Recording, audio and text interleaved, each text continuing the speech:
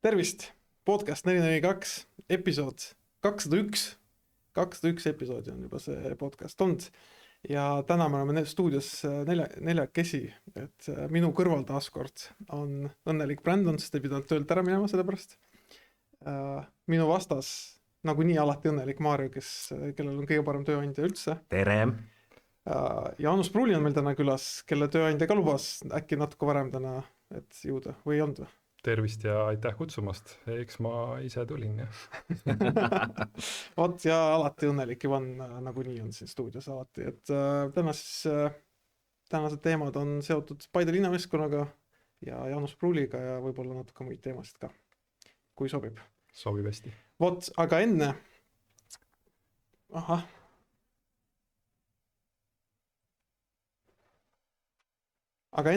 väga oluline. Tribüüni kanaleid tuleb jälgida. Jaanus, mitmel platvormil sa Tribüüni jälgid? Kui ma päris ausalt ütlen, ma vist ei jälgi nagu ühtegi, aga ma vaatan teie saateid küll. No oot, ära ole nagu Jaanus, jälgi veits.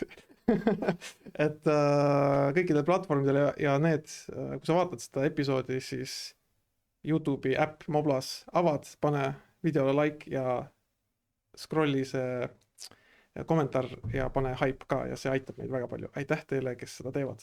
Vot, ja nüüd tagasi episoodi juurde. Jaanus, kas sulle sobib, kui me teeme natuke seda kronoloogiliselt ja alustame sellest ajast ja hetkest, mil sa üldse Eesti jalgpalliga nagu otseselt hakkasid töötama? Jaa, seda lugu ma olen küll rääkinud ilmselt mitu korda erinevates kanalites, aga ikkagi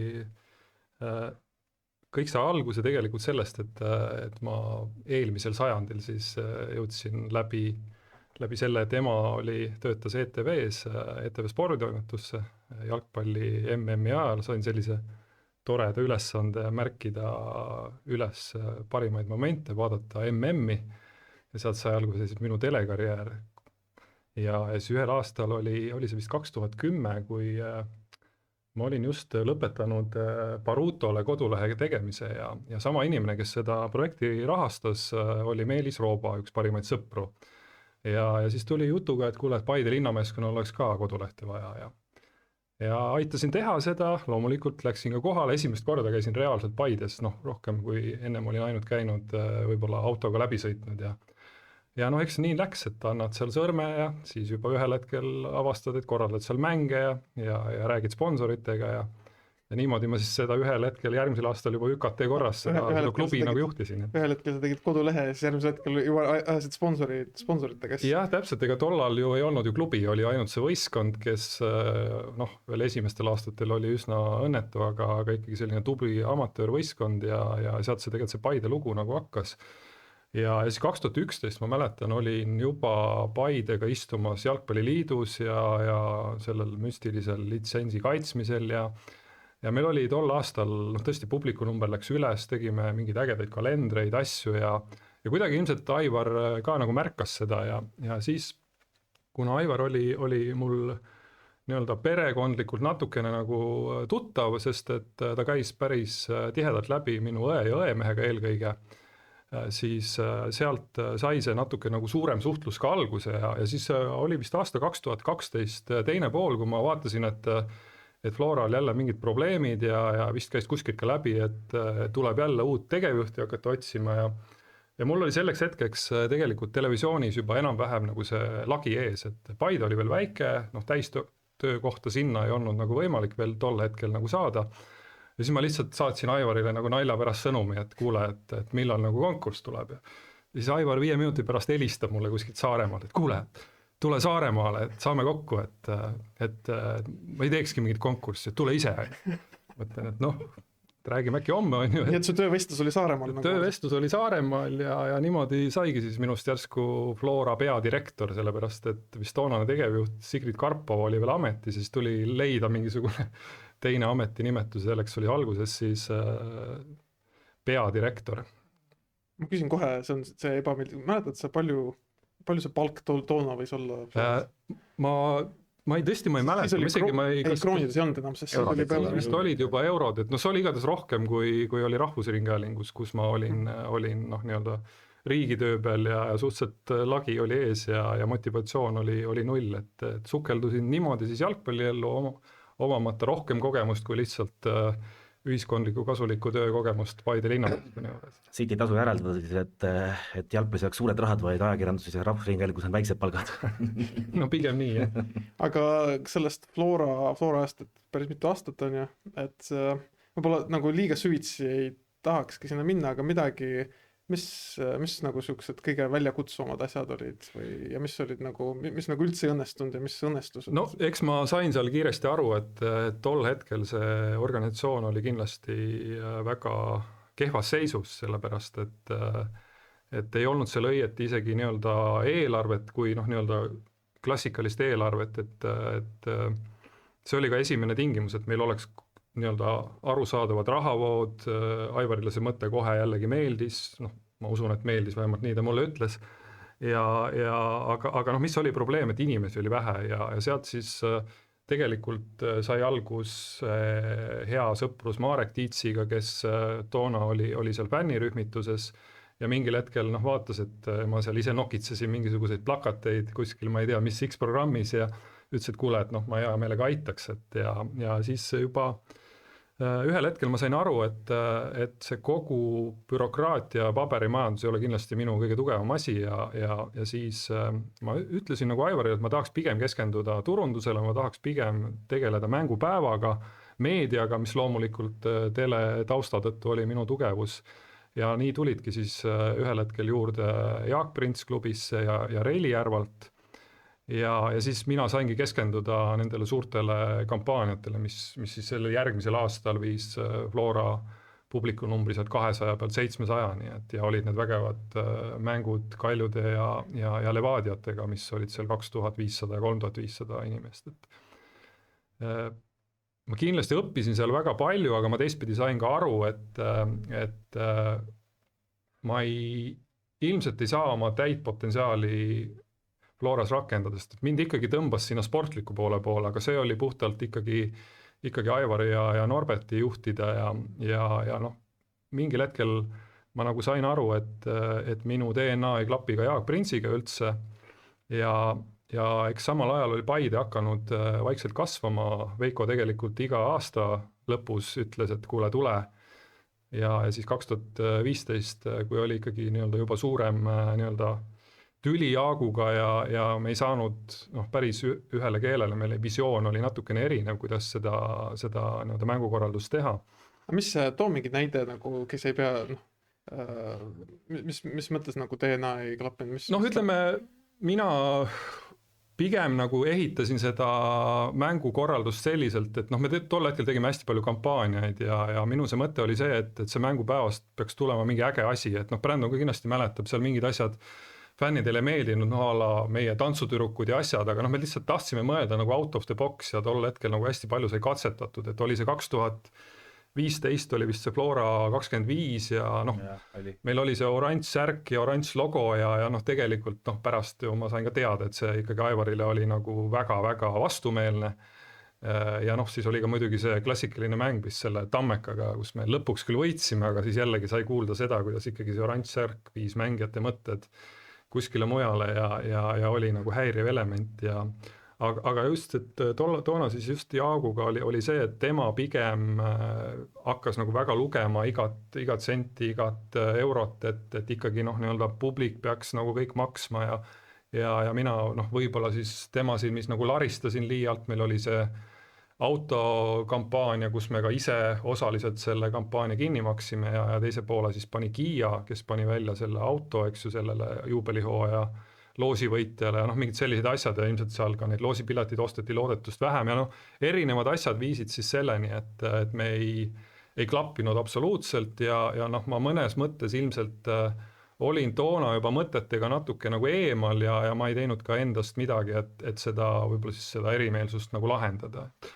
Ja see oligi 2015 kuskil lõpus, me leppisime kokku, et ma lõpetan, et toona sellise tegevjuhtimise oli ju võtnud juba üle Reili, kes tõesti oli selline kuldne inimene seal kogu seda kontori poolt juhtimas ja Jaak sai tegeleda natuke rohkem selle loova tööga, et toona oli just ka selle strateegia ja igasuguste kvaliteediraamatute ja nende asjade tegemise periood, et nemad siis keskendusid Norbertiga sellele ja siis mina sain minna Paidesse ja siis jällegi avastada ennast täiesti uuest olukorrast. Paideni veel jõuame, ma kasutan seda hetke, et mul on siin nagu Flora fänn kõrval, et mis sa mäletad sellest ajast, kui üldse mäletad, et no, kui Jaanus tuli, siis oli minu nii-öelda fännikarjääri enam-vähem esimene periood, kui hakkasid tekkima näiteks mingisugused fännitooted ja hakati nagu mingitele asjadele tähelepanu pöörama, millele mina pole varem näinud, et tähelepanu pööratakse. No, see on seesama, et tegelikult enam-vähem aastaga tõusis publiku number 200 pealt mingi 700 peale keskmine. Ehk siis lõpuks hakati klubis tegelema asjadega, millega oleks ammu tulnud tegeleda, aga eks seal sa tulid ka vist enam-vähem esimesel aastal, kus palgad vist jooksid nii nagu peavad jooksma, et enne seda meil oli ju jälle peaaegu laiali minekeni. Et Jaanusega tuli klubis mingisugune aktiivsus ja tegevus ka turunduse ja publiku suunal, mis siis tegelikult ju kestis nüüd enam-vähem sellest algusest 2013 kuni üle-eelmise aastani või? Et siis praegu praktiliselt ju mingeid asju ehitatakse jälle nullist. Et nüüd vaikselt hakkab jälle mingid detailid hakkavad vaikselt jälle looma või klubis on mingid ideid ja mõtteid ja asju, aga jah, selle esimese hoo pealt tegelikult pandi ju 10 aastat. Et sellega algas ka see, et me tõusime ju, kui muidu kogu aeg naerdi selle nii-öelda Flora turunduse ja asjade üle ja Kaljut ja keda seal kogu aeg kiideti, siis me tõusime tegelikult väga lühikese perioodiga raketina kõigist nagu mööda, et seda oli päris lahe vaadata. Ja teine asi, mis ma tahtsin, see on see mingi kuulujutt, pigem see on kuulujutt, aga me peame selle, kuna sina oled külas, et Jaanus Pruuli tahtis tuua Florasse välismängijaid, võib-olla isegi Aafrikast ja seepärast ei klappinud üldse. Ei, pigem tegelikult, kui ma nagu õieti mäletan, siis isegi kas peale seda isegi olid veel mingid katsetused seal nende välismängijatega, et kõigepealt pigem partnerklubis seal Vitessed ja asjad olid, aga just need Aafrika mängijad tulid. Tegelikult sel perioodil oli ju see, üks oli see Lamin Zuma ja siis teine oli see mingi Adu. Jah, just. Olid küll, aga nemad tulid tegelikult ikkagi läbi Tarmo nagu kontaktide, et mina nende otsuste isegi arutelude juures kordagi ei olnud. Kõige süksem oli see Gruusia äärekaitse, kes mängis 2 euromängu ja tegelikult tase oli selline, et see oligi Vitessed saadatud. Teil oli vahepeal see Irakli logo oli, tema oli päris hea poiss. Tema oli väga äge poiss. Tema läks sellest ära, et Venemaa esiliigas vaata legionäri piirang, kes tahetakse neid Vene passiga mängijaid ja talle pakuti lihtsalt sellist palka, kus ilmselgelt Flora ei saa konkureerida. Ja vist oli see Sander Van de Streek oli ka Van de Streek oli ka, kes tegelikult tegi päris korraliku karjääri. No see oli vist natuke varem isegi, äkki enne sinu aega vist oli, aga ei, Van de Streek oli 2011 oli Van de Streek. Äkki tuli 13 just. 13 oli see sats, mis paberil nägi välja selline, et see võiks teha nagu Eestis peaks tegema puhta töö, Euroopas võiks kuhugi jõuda, aga siis pandi sinna otsa palgati selline tolgus nagu Marko Lelov ja sellega oli kahju tehtud. Et see seal see oli veel Sappineni esimene aasta esinduse juures minu meelest. Mulle meenub Leeloviga, et ma toona mängisin niisuguses klubis nagu Visadus ja meil pidi olema meie mäng, Flora mängis liiga mängu kellegagi Sportland Arenale, meil pidi olema treeningmäng pärast Florat, ilmselgelt see läks natuke mis iganes üle, aga lõppes ära mingi, näiteks 16.53 ja meie mäng pidi 17.00 hakkama, ja siis, aga meil oli Urmas Kirs peatreener ja midagi, vaata Leelovile ei meeldinud, et me kohe nagu peale läksime, ja siis Urmas Kirs saatis täiesti pikalt, kuule Marko puhka jalga vaata. Jah, tegemist on minu hinnangul Flora ajala kõige kehvema peatreeneriga, kelle pilt ei peaks olema kontori seinal seal treenerite seal, Markoks, aga jah, on kellelgi veel Flora perioodi osas midagi. Minu arust on tore, et sa said meenutada. Mul on võib-olla küsimus, siis ma ei tea, kes see vastama peaks sellele, et kui toona tehti tegelikult head tööd ja ma arvan, et tehtigi Floras head tööd, et kus see publik nagu kadunud on hetkel, et ma arvan, et see on ju üleüldiselt ka, on need numbrid ikkagi väiksemaks jäänud.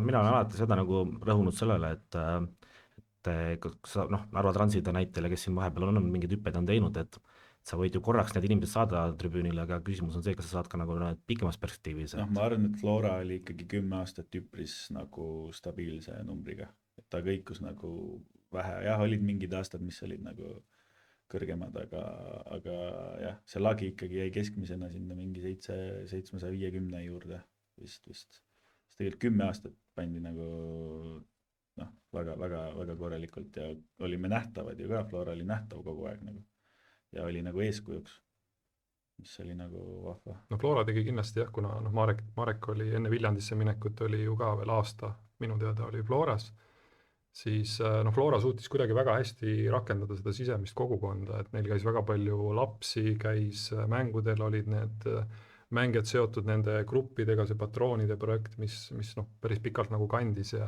tõesti oli nagu palju, et keskendutigi sellele pigem, kuna see laste ja gruppide arv kogu aeg tõusis, siis oli tegelikult seda publikut päris lihtne nagu saada läbi selle. Seal Jaagustel rääkides, siis ma ei teagi kedagi, kes taga klappis lõpuks. Seal vist oli nagu aasta-aastalt läks ja. Palju fännidel ja turundusel ja mängukorraldajatel omavahel oli suhtlemist? Aga sel ajal meil hakkas see suhtlus tegelikult pihta, et me päris palju nagu mingid ideid arutasime läbi ja aitasime üksteist, et ma arvan, et see toimis nagu... See oli isegi jah täitsa regulaarselt, et ma küll mäletan seda, see pidi olema suhteliselt alguses, kus ma ei teadnudki ju praktiliselt kedagi seal ja mäletan mingit kohtumist, kus kohe papa seal pani seal mingisuguse proovile ja vaatas, et kuidas see kollanokk seal nagu hakkama saab, aga tegelikult meil kujunes bännidega nagu päris nagu okei läbisaamine ja ma usun, et mingeid asju sai tehtud ka nende ideedest lähtuvalt, et väga suur mõju oli Floras mulle nagu Mareki nii-öelda liitumine selle klubi tiimiga, et ta ikkagi aitas päris palju kaasa ja eks ta on ju ka pärast tõestanud, et kui kõva tegija on ta eriti seal Viljandi tulevikus ja nüüd ta on tagasi jällegi meil ja teeb väga head tööd seal üritustel. No ma võin öelda, et tagantjärgi papa sind on kõvasti kiitnud, et ma arvan, see on nagu väga suur tunnustus, et neid inimesi jalgpallis, keda ta kiidab, on üprisjagu vähem. Selles mõttes, et seal ikkagi kõigepealt saad koosa kätte ja siis vaadatakse, et kas upud või ujud. Et see on nagu kõigiga samamoodi käinud. Nii, miks Paide? Miks sa ei otsustanud, et kuule, et mis see jalgpall on? Raha ei saa, tööd, inimesi on vähe. Miks sa otsustasid, et võiks Paides jätkata? Et millega sind võlud? Sest minu meelest ju Paide ei olnud veel professionaalne. Ei olnud jah, 2015 ma isegi mäleta, mis koha nad said. See oli vist too aasta, kui mängiti Kaljuga seda finaali, jah. Karika finaali. Et see oli see legendaarne aasta, kus Meelis Rooba võttis... Vabanda Meelis, kui ma sulle liiga teen, aga vist oli see aasta, kus võeti vastu otsus, et tuleb treenida 7:30 hommikul, et amatöörmeeskond saaks enne tööd nagu ära treenida seal, või oli isegi kell 7 seal Jalgpalliliidu hallis ja pre-season oli seal siis sellisel kellaajal ja siis kui oli vist äkki 9 mängu järel mingi 2 punkti, siis vist muudeti seda loogika. Pandi õhtu peale ikka. Aga siis ikkagi ujuti välja sellest ja jõuti ju karikavõistlustel oldi mängus ja jõuti isegi finaali ja see Kaljuga mäng käis ju tol hetkel ka eurokoha peale. Et minu teada siis juba oli vist litsenseerimise nõuded nagu täidetud, et mingid paar aastat varem ma mäletan, kui oli vist poolfinaal ja sealt välja kukuti, siis oli tegelikult nii, et Paide ei oleks saanud Euroopasse läbi nende litsensinõuete.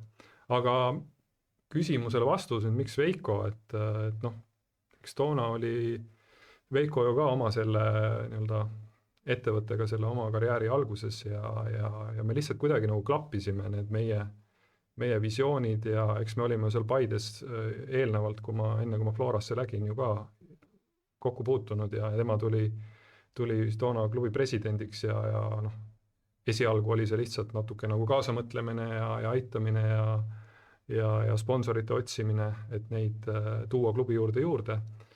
Ja siis ühel hetkel oli loomulikult Veiko nagu soov, et kui seda klubi üldse teha, siis tulebki kõigepealt klubist alustada, ta oli ikkagi alguses ju Flora süsteemi osa ja siis esimeseks eelduseks tema tulekul oli see, et Paide sai iseseisvaks ja loomulikult siis kõige olulisem ka see, et see ei oleks ainult võistkond, vaid tekiks klubi, et ühesõnaga siis ühendati esialgu siis Viktor Metsa jalgpallikool, kus oli alguses vist paar gruppi ainult. Liivo Leetmaa oli seal üks treeneritest ja Viktor Mets ise ja siis peale seda järgnes ka siis Türi, Canvixi noortesüsteemi ühendamine Paide linnameeskonnaga ja siis tulid meie alla ka tegelikult Koeru ja Järvajaani grupid ja siis hakkas tegelikult see klubi kasvama. Ja eks me ikkagi Veikoga arutlesime sellest, aitasin tal ka Flora aegadel natukene mingite mõtete asjadega, Paide hakkas vaikselt vaatama sinna Aafrika suunas, ma mäletan, meil oli isegi koos plaan minna Nigeeriasse, tegime ära seal mingisugused sütid ja asjad. Mis aasta umbes teil oli juba Nigeeria? See oli äkki seal, kas võis olla 2012 kandis. No see Jasper Nigeeriast tuligi, ma ei tea, kas ta tuligi selle tema küll tuli läbi ühe selle Belgia klubi, et jah. Aga me ikkagi viimasel hetkel otsustasime, et see oli nii segane asi, et ei läinud sinna, ei riskinud, et Nigeeria tegelikult väga tore koht ikkagi ei ole. Ja noh, eks siis oligi nii, et loogiline jätk seal 2015, et kui ma teadsin, et ma lähen Floras, siis ma andsin sellest ka Veikole teada, me saime järgmisel päeval kokku kuskil Kadrioru kohvikus, ma ei mäleta, mis nimega see oli. Ja tol hetkel oli Paide piisavalt kasvanud, sai pakkuda lepingut ja plaanid olid suured. Et plaanid küll läksid alguses üsna raskelt käima, aga... Mis need alguses plaanid olid? Noh, eks me eelkõige tahtsime kõigepealt selle klubi noortesüsteemi nagu viia teisele tasemele ja siis ühel hetkel saime aru, et selleks, et noored, kui vähe või palju neid on, ei läheks teistesse klubidesse ühel hetkel, kui nad hakkavad kaela kandma, siis oleks ikkagi vaja ka esindusmeeskond järgi aidata, et me olime seal saamutanud selle parima amatöörklubi staatuse või professionaalsed amatöörid, nagu meil see nimetus oli. Aga tol hetkel oli ikkagi see eelarvete vahe oli seal, ma arvan, circa 20-kordne ja sealt nagu edasi hüpata oli ikkagi nagu väga suur nagu väljakutse, et meil olid ju toona alles ka Infonetid ja Sillamäed, eks tegelikult oli nagu sisuliselt 6 profiklubi oli ees. Ja eks siis oligi nii, et tuli hakata vaikselt seda visiooni ellu viima ja... Mis te esimesed sammud olid, et sponsorid taha või... Noh, meil oli niimoodi, et 2016 me tegelikult saime juba ühe päris suure toetaja taha Enemati näol, kes tuli ka väga jõuliselt oma ideedega ja meil tegelikult seal hooaja teises pooles meil tulid seal mingid Omar Husseinid ja olid seal Taavi Rähnad ja oli terve rida mängijaid, oli ka nii Florast kui Prolov tuli vist järgmine aasta, jah, 2017, aga oli seal Roosnupp oli laenul, oli Luigend meil laenul, meil oli tegelikult päris hea nagu sats ja meil nagu üldse ei tulnud tulemust ja siis me nagu mõtlesime küll, et noh, mis meil nüüd vaja teha on. Ja siis 2017, enne 2017 aastat sai siis ikkagi otsustatud, et tuleks nagu vahetada treenerit, Meelis Rooba oli väga pikalt nagu olnud ja Slava Zahovaiko oli loomulikult siis ka 2 aastat mänginud ja löönud palju väravaid, aga kuidagi nagu oli see tunnetus, et seal on vaja mingit värskendust, et teha seda järgmist sammu, et panna alus profimeeskonnale, oleks vaja uut treenerit, uut hingamist, noh, loomulikult andsime nagu täiesti verinoorele treenerile võimaluse, aga kindlasti nagu ei kahetse seda, et me korjasime kõik kokku väiksematest klubidest, kõik noortekoondise mängijad, tegime seal hooga mingisugune 20 lepingut, ma mäletan seda perioodi, kus noh, ka seal oli siis see Enemati poolne kontakt oli väga jõuliselt seal komplekteerimise juures ja lepinguid sõlmisime seal nende kontoris ja noh, see oli tegelikult nagu äge periood, aga oli ka niimoodi, et see pre-seasoni trennid reaalselt nägi välja nii, et see oli nagu mingi läbisõiduhoov, et tuli seal mängijaid, siis oli selle sama Leikil seal Enematist oli mõte, et tuua mingi kergejõustiklane trenni, et ta jookseb jube kiiresti, et see oli täpselt selline, et tuli mingisugune vend kuskilt Aasiast ilma putsadeta ja see on päris hea näide sellest, kuidas ka Eesti jalgpallis sponsor mõjutab, ütleme, otseselt mingid protsessi. Et noh, meie teed küll läksid lahku, aga sellegi poolest oli nagu hästi kihvt periood, et Eiki oli tegelikult nagu väga suure...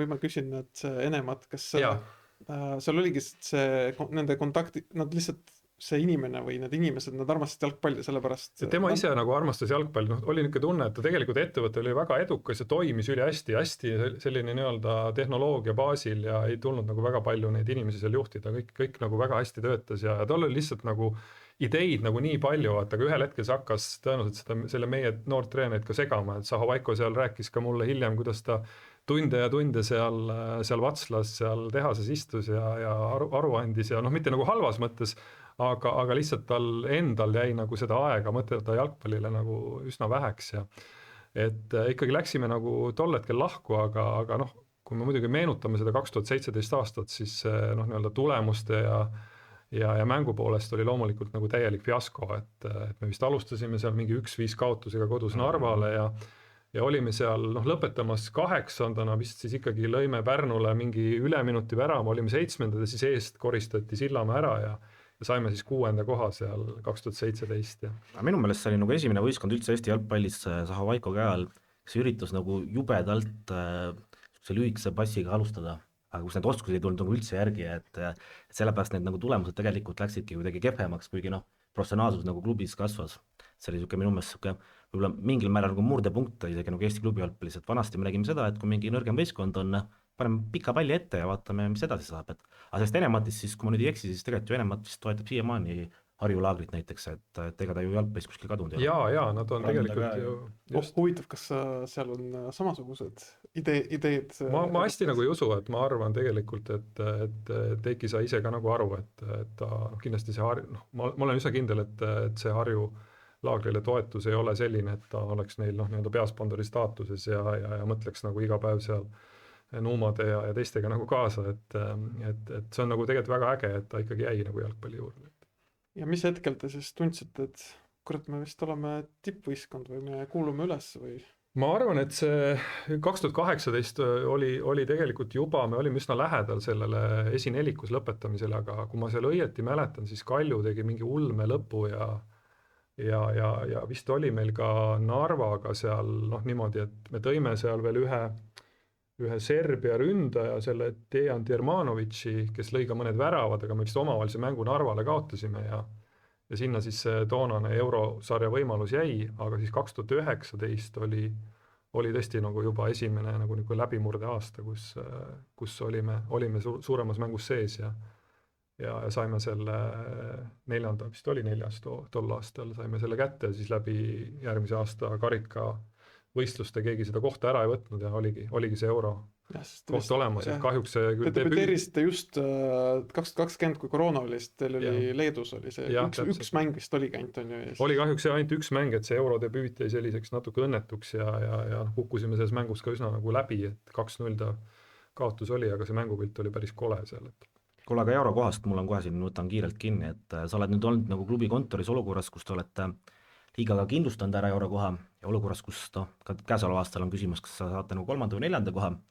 Räägi, kuidas võib-olla siuke off-season nagu klubi poole pealt siis nagu välja näeb just nagu selle nurga alt, et kui te olete selle ära kindlustanud versus siis kui ei ole ära kindlustanud, et kas see nagu midagi muudab tegevustes, kas ma ei tea, mõni mäng jääb palkamata, mingi muu asi mis jääb tegemata, et noh, olgem ausad, et praegu me oleme ka sellises olukorras, et piisab ühest Pärnu vaprusest, kellel on 2 head kuud ja see 4. koht ei tähenda enam midagi, et kuidas seda nagu oskad kommenteerida? Noh, me oleme olnud ka ühe korra veel selles olukorras, kus oli siis Tallinna Kalevi see üllatuslik 3. koht, et see oli alles hiljuti, et oleme siiski komplekteerinud võistkonna selliselt, et me mängime eurosarja, oleme uskunud seda ja noh, mis on ka põhjus võib-olla see, et ütleme, kui need klubide eelarved olid seal võib-olla miljoni kandis ja see eurokoha mõju selle eelarvele ja noh, võimalikule mitte sinna pääsemisele oli nagu oluliselt suurem, siis noh, tänaseks hetkeks, kus selle eurosarja pääsemine või mitte pääsemine ei ole enam nii suure mõjuga, sest tegelikult noh, kui me arvestame sisse sinna ka veel reisikulud ja teistpidi Jalgpalliliit ju neid klubisid toetab mingi circa 100 000 euroga, kes ei pääse sinna, siis see vahe on võib-olla seal ainult mingi 150 000 ja selle noh, nii-öelda sellest ilmajäämine tegelikult enam ei mõjuta, et võib-olla see toob kaasa olukorra, kui me nüüd näiteks ei pääseks, et noh jah, me peame suvel mõne mängija müüma ja ise seda rohkem pushima, aga tõesti noh, hea point, aga enam selle mõju ei ole nii suur, aga tõesti me oleme olnud kogu aeg ikkagi olukorras, kus noh, me oleme ikka üsna agressiivselt selle võistkonna komplekteerinud teadmises, et me igal juhul mängime seda Euroopat, isegi kui seda kohta ei ole olnud. ja kas need eesmärgid, jõudsid vahepeal olid 5., siis olite 4., kas need kogu aeg nagu tõusid nii-öelda võistkonnale, treeneristaabile, need hakkasid nagu tõusma või oli ikkagi selline, et noh, me ei oota veel mingit murrangut või kuidas see just Hawaii ajal ma mõtlen? Pigem oli niimoodi, et kui Levadia ja Infonet ühinesid, siis oli ju teada, et meil on vaja ainult ühest suurest mööda saada ja see läks tegelikult oluliselt kergemini, kui me arvasime, et mingil põhjusel Narva tegelikult on olnud nagu hästi konservatiivne oma eelarvega, ju ei ole ka võimalusi väga olnud, ilmselt see nii on ja nendest tegelikult see nii-öelda möödapääsemine oli üllatavalt nagu lihtne. Ja tegelikult see on nii ka näinud, meie klubi on kasvanud, nemad on ju aastaid siin üritanud iga hooaja alguses, kui nad karikavõistlustel sees on, lähevad nad seda karikat võitma, see on ka mõnel korral õnnestunud, aga ikka liiga mõttes nad tegelikult ei ole ju medalimängus enam kordagi olnud, et ma arvan, et kõige suurem selline murrang oli tegelikult paar aastat tagasi, kus me hakkasime klubis ise nagu aru saama, et see eurokoht justkui peaks pigem olema juba hügieen meie sellise eelarve juures.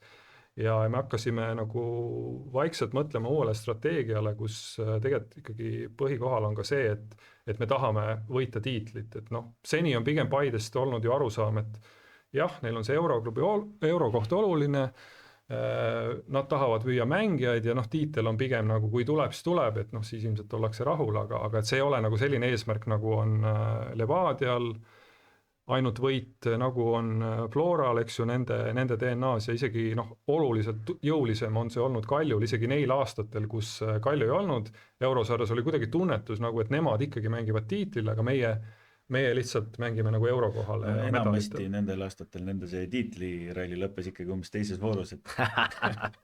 aga võtame, kui sa juba ise võtsid tegelikult selle üles juba tänu minu küsimusele muidugi, aga miks, ma püüan nüüd sellest aru saada, sellest nii-öelda tiitli eesmärgist, aga ta nagu on tiitli eesmärk, aga samas nagu ei ole, et kuidas see ma ei oska nagu seda, oskad sa mind aidata mõtestada seda, et seda nagu, selle mõttes nagu raske, ma peaks nagu ajas tagasi minema, ma väga nagu ei mäleta enam seda perioodi, et praegu on nagu väga, väga selge fookus, et kuigi see hooaeg on natukene nagu, loomulikult kõik on veel võimalik, aga olgeme realistid, me sel aastal kindlasti tiitlit ei võida, aga ma arvan, et see... Igaks juhuks mainime, et me salvestame selle, täna on 16. oktoober, et keegi ei arvaks siin, et mis loll juttu tahab enne viimast vooru, on ju. Kui eetrisse läheb, siis võib-olla Paide juhib. No lihtsalt igaks juhuks, et sinust lolli muljet jääks, on ju, aga et kas või selle hooaja näitel on, sa ise ütled ka, et võtta see eurokohas osalemine, mitte osalemine enam nii väga võib-olla teie seda eelarvet või seda võimekust ei mõjuta, on ju. Aga kas mõne mängija müük võib-olla, samas mulle tundub, et mängija müük nagu mõjutab, et te lähete hästi kiirelt peale, võtate... Sel hooajal, ma arvan, kõige suurem mõjutaja oli üldse see, et me ei taha tiitli peale mängida. Väga selgelt oli selle hooaja eesmärk tiitel, ma usun, et me olime ka sellised komplekteeritud, et anda Levadiale lahing, reaalsus oli see, et hoopis Flora on lahingut andmas, jah, me ei tea, kuidas selle salvestuse ajal see punktiseis on, aga seda põnevam, aga ma arvan, et kõige suurem mõjuta sel aastal on tegelikult olnud need investeeringud infrasse ja ühel hetkel me ikkagi saime aru, et kui meil olid nagu väga suured pakkumised laual 2 mängija eest seal augusti lõpus, kes võinuks võib-olla aidata kaasa tiitli võitmisele, siis me pidime tegema need otsused lihtsalt selleks, et natukenegi olla nagu jätkusuutlikumad, et me oleme jõudnud nüüd sellesse perioodi, kus UEFA need reeglid on tegelikult päris karmid, et ei saa enam olla nii, et klubi iga aasta lõpetab seal poole või miljoniga miinuses, kui ta on seda teinud, siis tegelikult järgmised aastad tuleb jääda seal 10% võrra juba plussi, et seal on loomulikult mooduseid, kuidas seda plussi saavutada, mõned klubid on selles osavamad, aga see ei ole ilmselt tänane peamine jutuaine, aga see oli, ütleme see infra, jah, see netovara reegel on päris karm, et see infrainvesteeringud on olnud tegelikult nagu klubi jaoks nagu väga-väga suured ja väga tähtsad ja loomulikult... Kas neid tuleb veel või? Selles mõttes, et teil on see staadioni plaan, ma saan aru, see oleneb natuke mingitest seal omavalitsuste plaanidest ja nii, aga see ju hakkab ka sööma teil nagu ikkagi ühel Euroopa suurklubil, vaata. Arsenal kunagi ehitas staadionit, siis mõjutas, Barcelona ehitab staadionit, kus mõjutab. Ja Manchester United tegi ka ilusa staadioni kompleksi, aga muid asju ei ole juures. See staadion tegelikult on juba töös, esimene faas sellest ja esimesed projektid on juba esitatud, et me pigem tahame selle rahastusmudeli ehitada läbi erinevate Euroopa projektide ja esimene nendest on siis tegelikult ka juba nagu sisse antud, et see annaks siis võimaluse siis Paidesse rajada selline kompetentsikeskus ja on seal erinevad nii-öelda võimalused nii meditsiini kui taastumise poole pealt, et kindlasti kui see visioon ühel hetkel saab teoks ja meil on olemas 4500 või 600 kohaga staadion seal Eestimaa keskel, siis see peab ka ennast kuidagi nagu ära tasuma, et see ei saa olla võimalik, et ainult mängude ja selle tulu seda üleval peab, et see ei ole lihtsalt realistlik. Kas see mahutavus on, olgem ausad, liigamängudes, see hakkab väga harva täituma, et see oli eesmärk euro mõttes, et euronõuded? Ta on euronõuded on nüüd läinud hoopis tänu selle uue liigade süsteemile ja üha rohkem nendele väikestele võimaluste andmise näol leebemaks. Ehk siis kui varem oli see, et kui riigis on olemas suurem staadion, siis igal juhul tuleb mängida seal.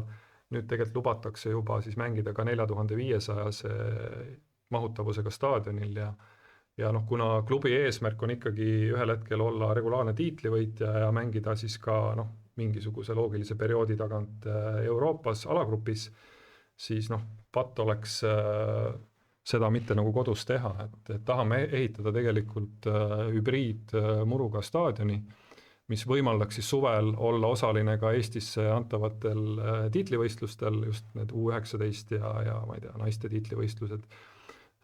Ja siis loomulikult ka, kui me peaksime jõudma alagruppi, siis võõrustada neid mänge ikkagi Paides. No selge, see on nagu vajalik, aga ja need investeeringud on nagu väga vajalikud, aga ma ei tea, kas sa oled minuga nõus, et mina olen siin nagu kõvasti välja öelnud, et mina ei usu, et Paide tuleb Eesti meistriks enne, kui nad iga poole aasta tagant neid parimaid mängeid nagu maha müü, et kas sa oled nagu iseenesest selle nagu põhimõttega oled nagu nõus või te Paides arvate, et see on ikkagi võimalik? Ma arvan, ma olen kuulanud neid saateid just, kus sa oled sel teemal nagu rääkinud ja ma olen tegelikult ühtepidi täiesti sinu selle mõttega nagu nõus, et kindlasti see on takistanud meil olemas suuremas mängus sees, kui mõni mängija on nagu väga kiirelt läinud, et neid näiteid nüüd tänaseks on juba siin vist ühe käe sõrmedest puudu, kus on mänge tulnud ja juba järgmises aknas ära müüdud. Eriti need Afrika päritolu mängijad, need tulevad ja lähevad nagu niimoodi. Neid on olnud palju ja neid tuleb palju.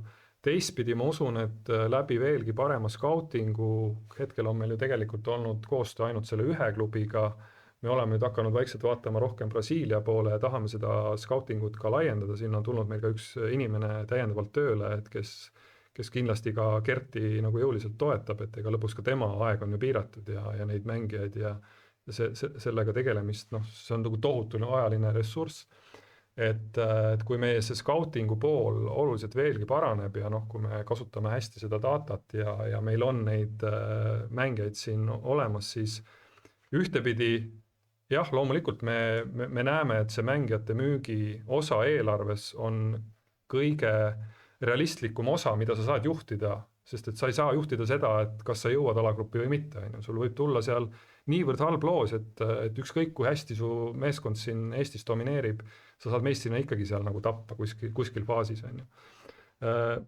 Ja ma usun nagu selles mõttes ka, et kui me näiteks tänavu oleks olnud siin septembri lõpus seisus, kus ma ei tea, juhime liigat või oleme võrdsetel punktidel, me ei oleks kindlasti neid mängijaid nagu müünud, et võib-olla isegi Robbie Saarma oleks hooaja lõpuni olnud Paides, kui see tiitlišanss olnuks tol hetkel nagu käega katsutav. Seal on lisaks ju veel sportlikule edule tegelikult ju ka rahaline väärtus on ikkagi väga erinev, kas sa tuled meistriks või saad nagu teise või kolmanda koha. Absoluutselt, eriti nagu praegu, kus see vahe on nagu niivõrd suur ja ka pluss see võimalus sinna alagruppi jõuda tegelikult neil klubidel, kes on asetatud, sa mängid lõpuks ju omasugustega seal.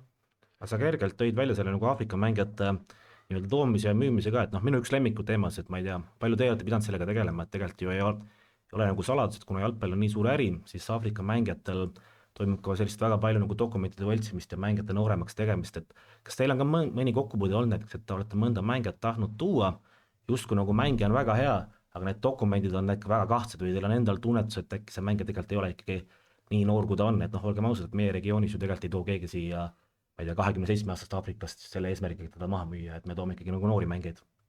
Sellega on üks selline hea lugu, et enne kui me selle Real de Banjuliga hakkasime koostööd tegema, siis kutsuti ka mind igale poole seal, tol hetkel veel Gert ei olnud klubis ja mina siis töötasin neid materjali läbi ja noh, küll seal saadeti nii üksikuid profiile kui siis ka mingisuguseid koostööid erinevate akadeemiatega ja siis oligi mingi akadeemia saatis jälle oma listi ja siis kõik mängijad olid, noh, kas oli, ma ei tea, 1. detsembril sündinud või 1. juunil, et noh, siis enamasti 1. jaanuar on, vaata, kui inimene ei tea, millal ta sündinud on, siis 1. jaanuar on see üldjuhul. Aga lihtsalt kokkusattumus. Aga võib-olla selle nii-öelda küsimuse vastusena, et mis on Real de Banjuli nii-öelda pluss olnud, siis neil on tegelikult seal Aafrikas endal nagu väga head suhted ja mitte küll immigratsiooniametnikega, kes neile passe nagu toodavad, aga just sellega, et nad tõesti, nad toovad tegelikult need mängijad nagu väga vara ja noored sinna. Ja noh, kuna me oleme seal nii palju käinud, me oleme neid mängijaid seal noh, näinud nagu aastaid juba ka arenemas, et nad tõesti seal on poisiohtu ja noh, kas ta siis lõpuks on aasta noorem või vanem, et kindlasti seal ei ole seda, et mõni mängija siin 20-aastane tegelikult on juba 25 ja U17 koondises mängis 22-aastasena. Siin vist üks linnalegend on, et Levadias oli kunagi selline tore Aafrika noormängija nagu Kando Biala, kes tuli ja kohe hakkas laineid lööma ja siis mingi 7 aastat vanem vist tegelikult, kui no jah, need juhtumid on nii palju, et vaata see talv isegi mingid Lazio-sugused Lazio mingi 15 aastat. See talv või oli see eelmine talv, ma mäletan, millal see TikTokeri kaljus käis, vaata, see Nigeeriast. No, see talv käiski, jah. See talv vist oli, jah, noh, see oli tegelikult ju ka vähemalt 5 aastat kindlasti vanem, kui ta reklaamis, et noh, see käib selle asja juurde. Aga kuule, tegelikult ma jõuaks Aafrika selle teemani veidi hiljem. Ikkagi ma tahan selle tiitlis, me kuidagi nii sujuvalt, nii leebelt kuidagi külalisega suhtusime, et üks vastus ja kõik tegelikult, mis ma olen tähele pannud, noh, sellele ärale, see tegelikult sobib, et nagu olete... Enamasti on tiitliitlus läbi jaanipäevaks. Ei, esimene ring on üldjuhul. Jah, et... Ma olin optimistlik. Et kuidas te nagu, selles mõttes, see on see fraas, et kui sa teed midagi kogu aeg järjepidevalt seda sama ja on natuke rumal oodata, et tuleb mingi tulemus, kuidas te plaanite siis tiitlile mängida, et mis on teie nagu see action plan nii-öelda? Action plan on lihtsalt olla paremini tiitlimängus sees. Paremad mängijad, parem skautimine. Ühesõnaga teha seda sama ainult paremini. Parem treener. Et okei, no te selles mõttes olete need kogenud eestlased nüüd saanud, aga noh, Henrik Ojamaa, Anjar, need hakkavad ka nüüd nagu vanemaks jääma natuke. No järgmine aasta me paugutame kõvasti. Järgmine aasta on teie aasta. Tuleb nagu Liverpool. Ei, no te ütlesid välja ju 24 algus. 3 aastat pidi olema, et nüüd on 3 aasta on tulemas järgmine aasta. Nii on, jah. Kui see aasta tiitlimängus ei ole, siis ütleme, kontor on ikkagi ebaõnnestunud oma tegevustes. Eks tegelikult, kui vaadata puhtalt väga kitsalt seda, kuhu see aasta tiitel või tiitlimängus olemine on läinud, siis oleme siin ka ise nagu vaadanud, et ohoo, et kui me 4 mängus Kalevi ja Harjuga poleks 10 punkti ära andnud, oleks sama palju punkte kui Floral ja Levadial ja jätmata täitsa kõrvale igasugused koperdused Kuressaarega 2 korda ja Pärnuga ja Narvadega ja nii edasi. Sel aastal tegelikult on olnud, me pole kunagi nii halvasti mänginud, olles nii-öelda tiitlimõtetega väikeste vastu, aga me ei ole kunagi ka nii vähe sellises faasis olnud tiitlimängust nagu maas. Kuressaare on ju läbi aastat olnud selline. Jah, vahepeal me saime sellest krüptoniidist nagu justkui üle, aga nüüd see aasta jälle kahel mängul. Mulle jääb mulje, kui ma vaatan neid Paide mänge suht tihti, et kuidagi nimetame seda võitja mentaliteediks, mis iganes on see midagi jääb puudu nagu. Kogu aeg mingil hetkel, ma ei tea, kas teie mehed ei taha, ei tea, kuidas seda tahta, et kuidagi nagu peas ei ole see mõte, et me peame tiitli mängima või et me suudame võita või mis iganes, et kuidagi nagu mingi mentaalne pool jääb puudu, sest minu arust koosseisul ei ole teil probleeme otseselt. Koosseis on täpselt see, millega mängida tiitlile, isegi kui te müüte 1-2 mängijat maha. Aga midagi nagu jääb puudu ja kuidagi kas see võib tulla sellest, et seal kontoris tehakse midagi, kas treeneri sobi, mis iganes, et kuidagi viimased 2, 3, 4 aastat on niimoodi. Ma arvan, et see on nagu väga, väga nagu selge asi, mis meil puudu jääb, on see, et meil tegelikult oma mängijaid ei ole peale üldse nagu kasvanud.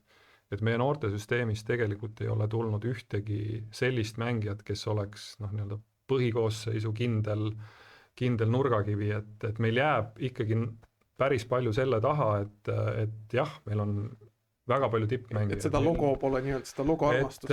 Jah, kui võtta kas või Flora, et põhikoosseis ju kõik on ju tegelikult tulnud ikkagi aastaid sealt nagu läbi. Levadial on väga palju mängijaid pikalt olnud nende klubiga seotud. Kaljul kuidagi, ma ei tea, kui mina nagu kõrvalt vaatan selle aasta Kaljut ja meie koosseisu, kes nii-öelda paberil nagu nimesid pannes, siis nagu justkui ikkagi peaks olema nagu kõvasti nagu eespool, siis Kaljul on kuidagi see meeskonna vaim ja nagu sel aastal nagu hoopis teisel tasemel kui meil. Et meil oli ta kindlasti parem siis, kui me mänginud nii-öelda tiitli peale, kui me olime pigem see nii-öelda challenger, kes võttis kõik väiksemad ära, oligi see mingi Slava aasta, kus me praktiliselt kõik mängud võitsime ja siis saime kõik suuremad mängud tappa. Vist Kaljuga olid nagu võrdsemad mängud, aga Levadia ja Flora käest ei saanud ühtegi punkti. Et tänaseks ongi kuidagi see, et see kooslus lihtsalt, mul on nagu tunne, et sel aastal mingil põhjusel ei toimi. Et võib-olla need välismängijad mõtlevad liiga individuaalselt, võib-olla need Eesti mängijad on natukene sellises kerges mugavustsoonis, nad on ju paljud ikkagi oma karjääri nagu lõpus ja kuna tiitli peale ei õnnestunud mängida, siis mingil hetkel on natukene tunda sellist käega löömist või ja mida ka ilmekalt ju tegelikult näitab, et me mängime top-mängudes hästi, et jah, siin tuleb see salvestuse teema, aga enne seda on ju Floraga mängud 2-1 ja Kaljuga mängud 2-1 ja Levadiat samuti Levadiaga või selle Kaljuga on tal positiivne, Floraga hetkel positiivne, Levadiaga negatiivne. See tegelikult näitab, et meeskonnal ju taset on, et me ei ole ju saanud seal. Seda ma räägingi, et tegelikult on koosseis taset on, aga ongi, et kui sa mängid piltlikult öeldes Kalevi Kuressaarega, võib-olla sul ei lähegi mäng, aga seda tunnet ei ole, et Paide mängijad võtavad enda seest selle mingi ülima mingi tahtmise ja mingi, ma ei tea, kuradi vere. Aga kui palju võib see läbipõlemine olnud alata nagu treenerite pingilt, sest et kui me võtame kõik, ütleme, Slava vahetus oli vist enam-vähem loogilisel ajal, aga Kareli ja Ivani puhul, just Karel ka ei ole meistriks tulnud kuskil, FC Riia juures oli. Ei, nad ei tulnud meistriks. Nad ei tulnud, jah. Et ei ole olnud ka nagu võitja treenerit, ja see närvilisus, eriti just Ivani puhul nagu võis juba alata sealt, mis siis kandus üle nagu meeskonnana, sellepärast, et kui eelmise aasta teine pool nagu nii-öelda mängiti tegelikult, ma natuke siuke tulemuse poolest hästi, aga seal oli ikkagi väga palju sukseid mänge, kus 20. minutil hakkad 2-0 pealt ronima, ja seal muidugi Siisai tuli poolhooaja pealt ja üks vend oli veel. Suuda tuli küll. Kes andsid nagu väga palju juurde. Tuli ja andis ka palju juurde. Väga palju juurde ka. Aga siis oli see tiitlipinge samamoodi juba mingil määral maas ja see mäng tegelikult voolas nagu mõnevõrra paremini nagu. Ma ütleks nagu siin nagu seda, et tegelikult ühine nimetaja meie treenerite juures on olnudki, et ei ole ju kogemust olnud, et ei olnud seda Slaaval. Jah, sa mainisid, et Karelil ei olnud tegelikult nii-öelda klubide kogemust. Nagu võitja kogemust, kuigi ta on nagu treenerina, ta on väga palju näinud, väga palju käinud, peamiselt muidugi abitreenerina. Ivan oli ju noor ja tegelikult ka Vova puhul ju ega ta on ju saanud pigem teha tööd klubides, kes mängivad noortega ja kus lõpuks jällegi ei ole seda tiitlivõitmise kohustust. Vova puhul me saame seda, ma arvan, hinnata nagu järgmine hooaeg, kui ta on saanud nagu ettevalmistused ja ise komplekteerimisel kaasa rääkida.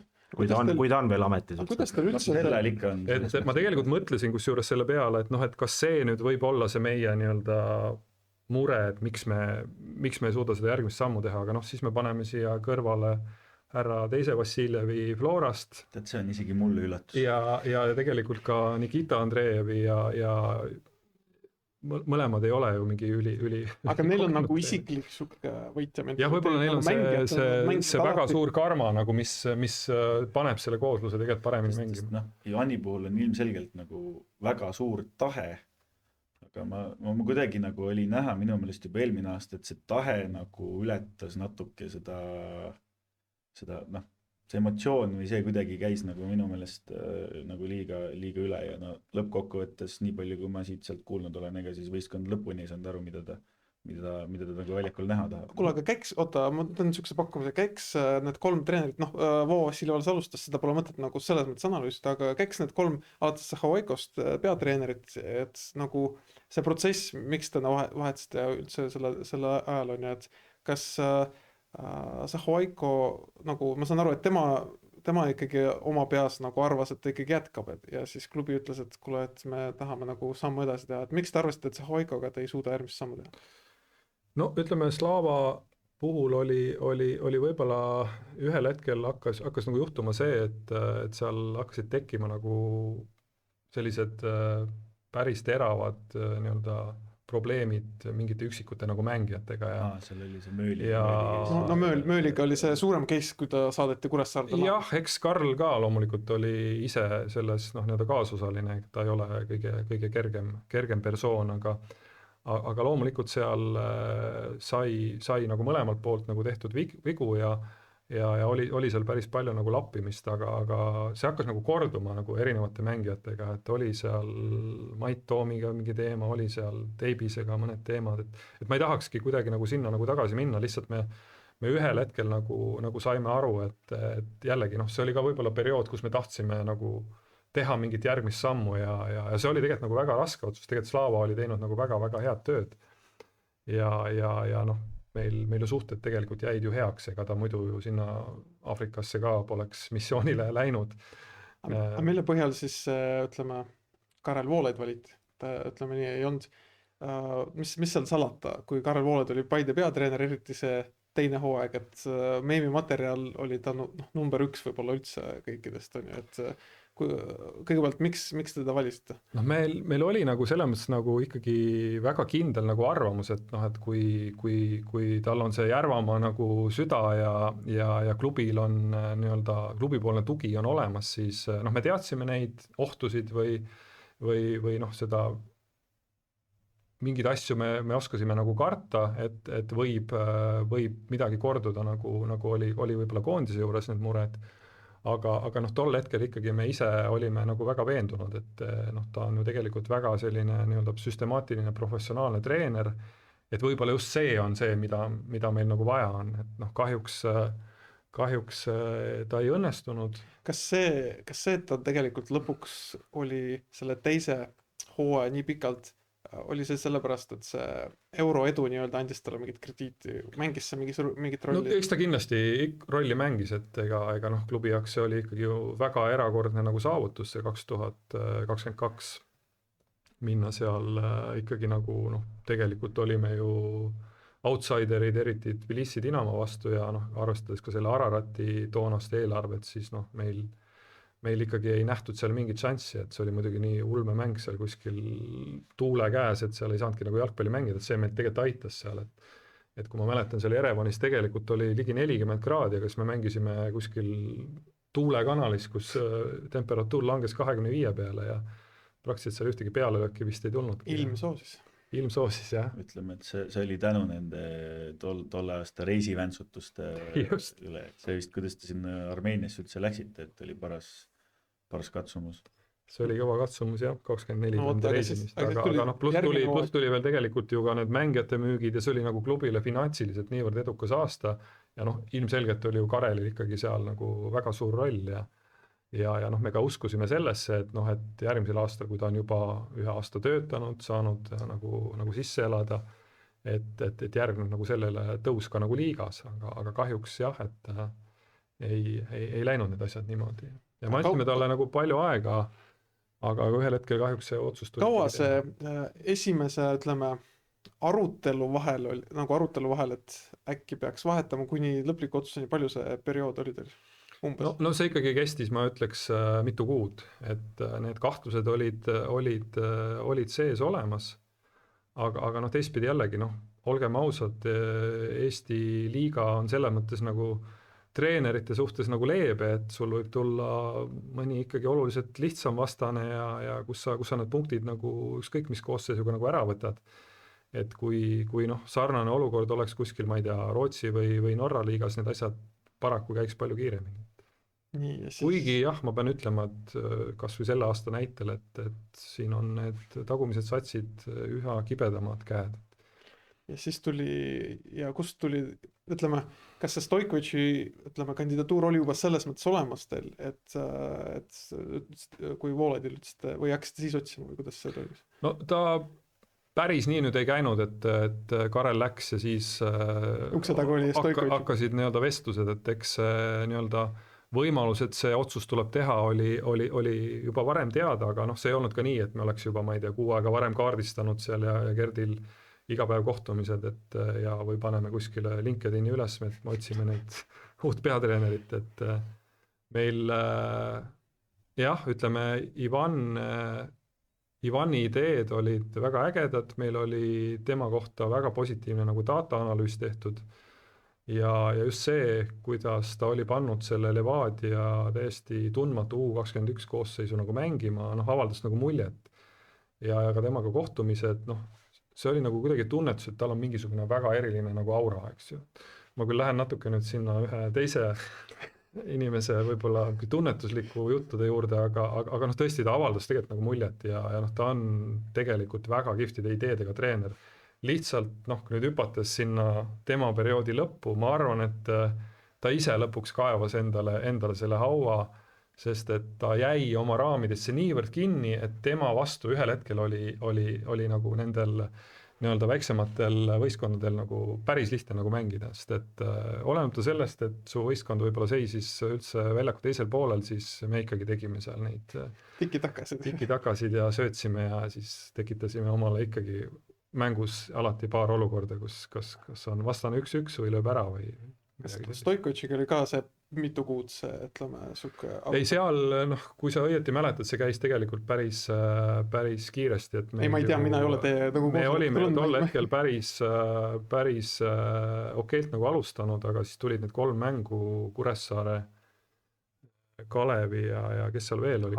Harjuga, jah, just oligi veel, et noh, me olime omakeskis mõelnud, anname võimaluse, tegelikult oli hea nii-öelda variant, sest et Harju mäng tulemas, Eurosari ees ootamas, see on ju kõige halvem aeg tegelikult seal maikuu lõpus hakata treenerit vahetama.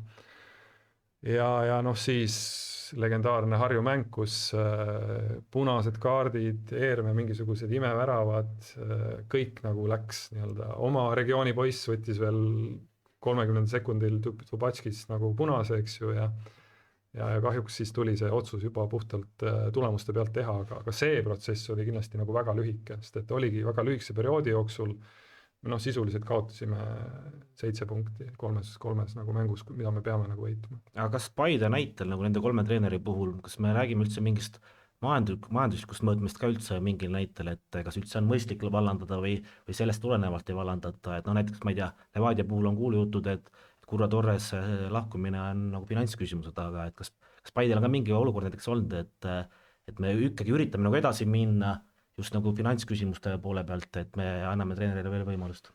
Ei, seda ei ole küll olnud, et me oleme alati läinud ikkagi nii-öelda üksteist austades lahku ja ikkagi treenerid on saanud ka kompensatsiooni selle eest, et nende leping varem lõpetatakse, nii et ja noh, me oleme ka nüüd nii-öelda kindlustanud ennast sellega, et on ka vastavad nagu klauslid lepingutes sees, et sõltuvad siis sellest, millal nagu see võimalik lahkuminek on. Voova Vassiljevil on mingisugused tulemusklauslid. Jah, me oleme selliseid klausleid nagu treenerite lepingus kasutanud. Kurro puhul ka ju väidetavasti ikkagi küsimus on selles klauslis, mis eelmise aasta tiitliga täideti. Vaata, tuleb targad lepingud teha osapoolte kokkuleppel, mis tähendab seda, et ainult ühel osapoolel on võimalik öelda. No, kui sa siin enne rääkisid sellest komplekteerimisest, siis ma jälle jäin mõtlema, et sa ei saa nagu, sa võid komplekteerida niimoodi, et sa jõuad Eurosse, aga ka meistrina sa tegelikult kunagi ei tea, kuidas sul see teekond läheb, et siin alagruppi saada, et see on palju keerulisem, et siin jälle samamoodi, et selle aasta Levadia näitel, mis komplekteeriti selgelt, et nad lähevad alagruppi ja kokkuvõttes on see, et võid nagu tiitlist ka ilma jääda. No tegelikult ei komplekteeritud selle nimel, siis sa tood ikka ründaja endale ka.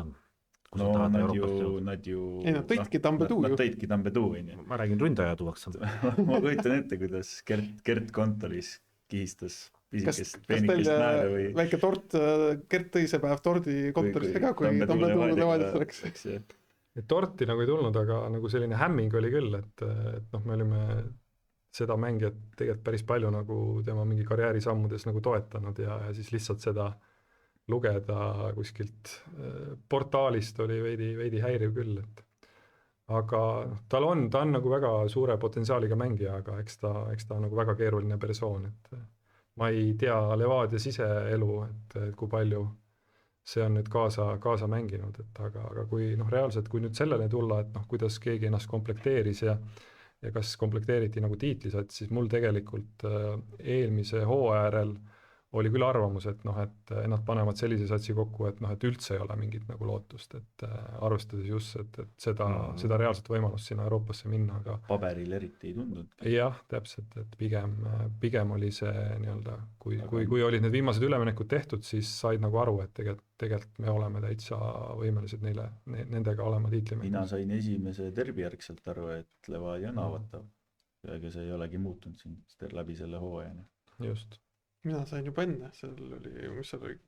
neil oli küll esimesed 6 võitu, aga kõik need võidud, või vähemalt suurem osa neist võitudest tuli nii, et ega päris... Aga nad ei olegi hästi mänginud.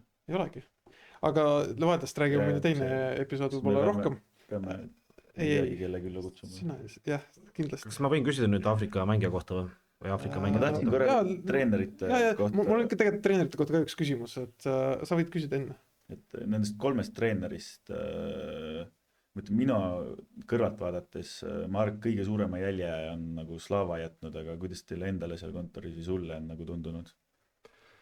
Ma arvan niimoodi, et nii-öelda professionaalsuse mõttes kindlasti Ivan, sellepärast et see, kuidas tema nagu lähenes treeningutele, kui detailselt oli kõik nagu paika pandud, kui ma ei tea, töökas ta oli, kui nõudlik ta oli, see oli täiesti nii-öelda tase, mida ei ole nagu varem näinud. Aga loomulikult Slava mõju tegelikult tõsta see nii-öelda täiesti alustav nii-öelda profivõistkond ikkagi samm-sammult sinna Euroopasse, see on ikkagi väga suure mõjuga olnud. Kas te õbeda saite Slava ajal? Jah, saime õbeda ja me tegelikult Slava ajal ma ikkagi ütleks, et me mängisime ka nagu väga ägedat jalgpalli, kõige ägedamat jalgpalli, kui tõesti, meil olid ka head nagu tüübid seal. Teil oli toona ka Anier ka muidugi. Ja just, ja Anier ja Klaavan oli meil ja küll ta hakkab lööma, ära muret. Tervis kord. Millal teil nendega mäng siis näed? Sa praegu, sa ironiseerid täiesti mõttetult enne mängu. Aga mul on nende 3 peatreeneri osas siuke küsimus, et kas sel ajal on, vaata, mõnikord on ikka mängijate ja treenerite vahel mingid asjad, on ju, kas on mingi mängija niimoodi, ja sa ei pea, kui on juhtunud, sa ei pea nimesid nimetama, aga kas on tulnud kontorisse, ütlema, kuulge, see treener on, ma ei tea, me ei saa midagi aru või mina ei saa aru või siin on probleemid? Ei, seda ei ole olnud, küll aga on, ma jällegi ei hakka nime nimetama, kuigi nagu kuigi tahaks. Aga meil oli, just see esimene aasta oli üks mängija, kelle me tõime ka ühest teisest Eesti klubist ja siis tema siis ühel hetkel ütles, et kui Slava nagu küsis, et kuule, et miks sa nagu lisa ei tee, et sul oleks vaja seda lööki nagu paremaks saada, et siis ta ütles nagu, et nagu külm on nagu väljas. Ja siis me lõpetasime lepingu nagu varsti ära. Aga see mängija tegelikult väga ägeda karjääri teinud ja isegi koondises minu eest mänginud. Rohkem. Igaüks saab nüüd välja guugeldada. Millal see salvestus nüüd?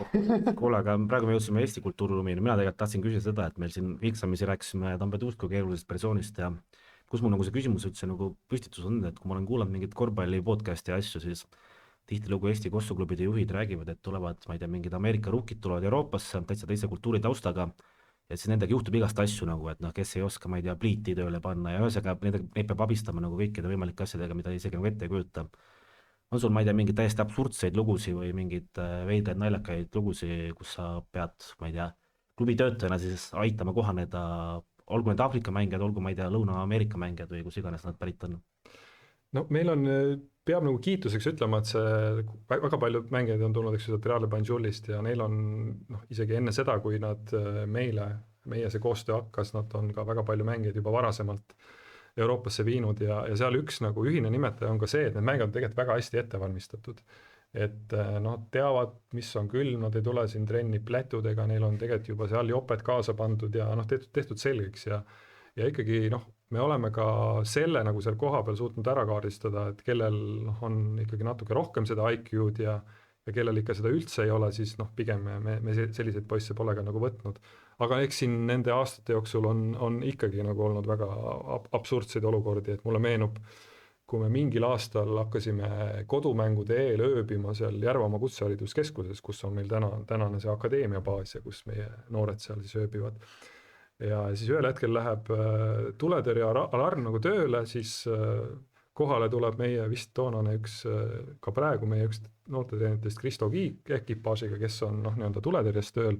Ja siis välja tuli see, et mingit tulekahju loomulikult ei olnud, aga siis meie 2 toonast välismängijad siis olid panni peal hakanud popcorni nagu tegema ja siis tuli sellest nii-öelda korralik nagu tossupilv ja päris palju probleeme on olnud ka korteritega loomulikult, nende korrashoiuga ja siis ükskord mingi omanik helistab mulle, et kuule, et tule nagu vaata, et ma küll olen nagu füüsikat nagu õppinud, aga ma ikkagi nagu päris aru ei saa, et kuidas siuksed asjad nagu võimalikud on, et noh, lähen siis sinna, kohe mingisugune juba koridoris tuleb mingi hais nagu vastu, et noh, köök on kõik nagu kunagi vist ei ole seal ühtegi lappi üle käinud ja mingi õli enam-vähem sai sealt kraapida lusikaga nii, et noh, seal isegi siis ei jõudnud veel selle pliidiplaadini.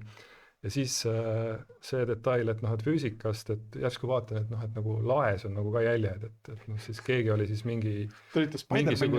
mingisugust tossu sinna loopinud lakke ja noh, siis muidugi nad said siukse korraliku peapesu ja kusjuures üks neist mängijatest, kes toona seal elas, aga noh, teda ma nagu väga ei süüdistada, oli alles sinna jõudnud.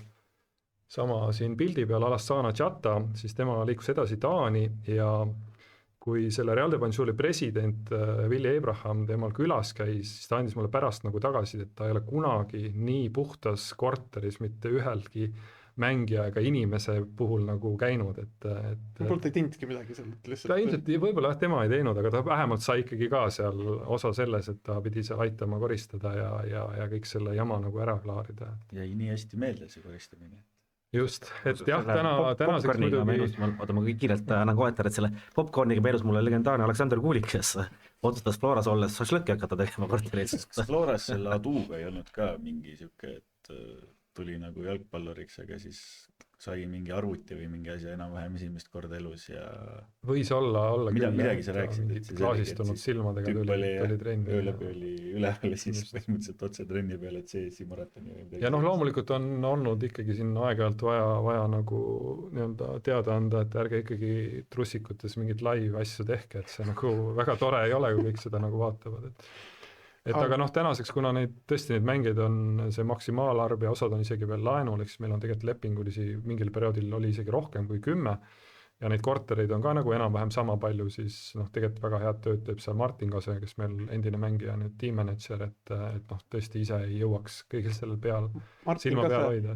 Martin Kase on Paide linnameeskonna pimp, aga nüüd need lugusid on tore lugeda, aga sa ütlesid, vaata, tulime korra Aafrika juurde tagasi, et data on ju, mängijate data, et päris mitu korda sa ütlesid, et selle mängijal oli hea data. Kas Aafrikale nagu võtate neid ka nagu data järgi rohkem või on Gert Kamsi silm siin nagu määrava? No siin ikkagi datat on raske saada, kui ei ole mängudest ülekandeid, et seal on pigem ikkagi see kogenud Gerdi kõhutunnetuse silm see, et loomulikult meil suur pluss on see, et ega me ju ei ole valinud neid ainult selle põhjal, kui me seal ise käinud oleme, et meil on seal mitu skauti, kes kogu liigat nagu jälgivad ja ka seda, et kuidas Real de Banjul mängib ja nad annavad seda infot ja tegelikult ka klubi ise on väga ausalt nagu öelnud, et kui me mõnikord oleme mõnda mängijat nagu mõelnud ja tahtnud kutsuda, siis on soovitus, et pigem võtke nagu see ja see ei ole tähendanud seda, et see sama mängija, keda me algul tahtsime, oleks kuskile tippliigasse läinud. ja siit jätku küsimus, mille ma natuke nagu unustasin.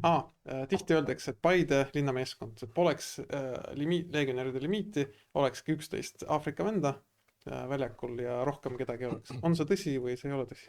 Ei, see kindlasti ei ole tõsi, et me tegelikult oleme väga, kuidas öelda, me väga tegelikult soovime, et meil hakkaks tulema oma noortesüsteemist mängijaid. Me nüüd oleme praegu jõudmas lõpule klubi uue arengustrateegiaga, et panna kõik paika meie visioonid, missioonid, väärtused ja eesmärgid, strateegilised eesmärgid ja üks kindlasti selleks on see, et viia see noortesüsteem ka nii-öelda mingilegi tasemele, et praegu ta kahjuks ei ole meile midagi head sealt tulnud, me tahame tuua ka investeeringut tehtud akadeemia näol, et aga mis sa arvad, millal mingi 2 aasta, 5 aasta pärast, 7 aasta pärast? No tõenäoliselt järgmine sügis nüüd on esimene selline nii-öelda teetähis meile, et kui te kindlasti olete jälginud seda natukenegi seda akadeemia postitusi ja asju, siis seal on ju läbiv sõnum olnud see, et need noored, kes sinna tulevad, nad saavad hea jalgpallihariduse,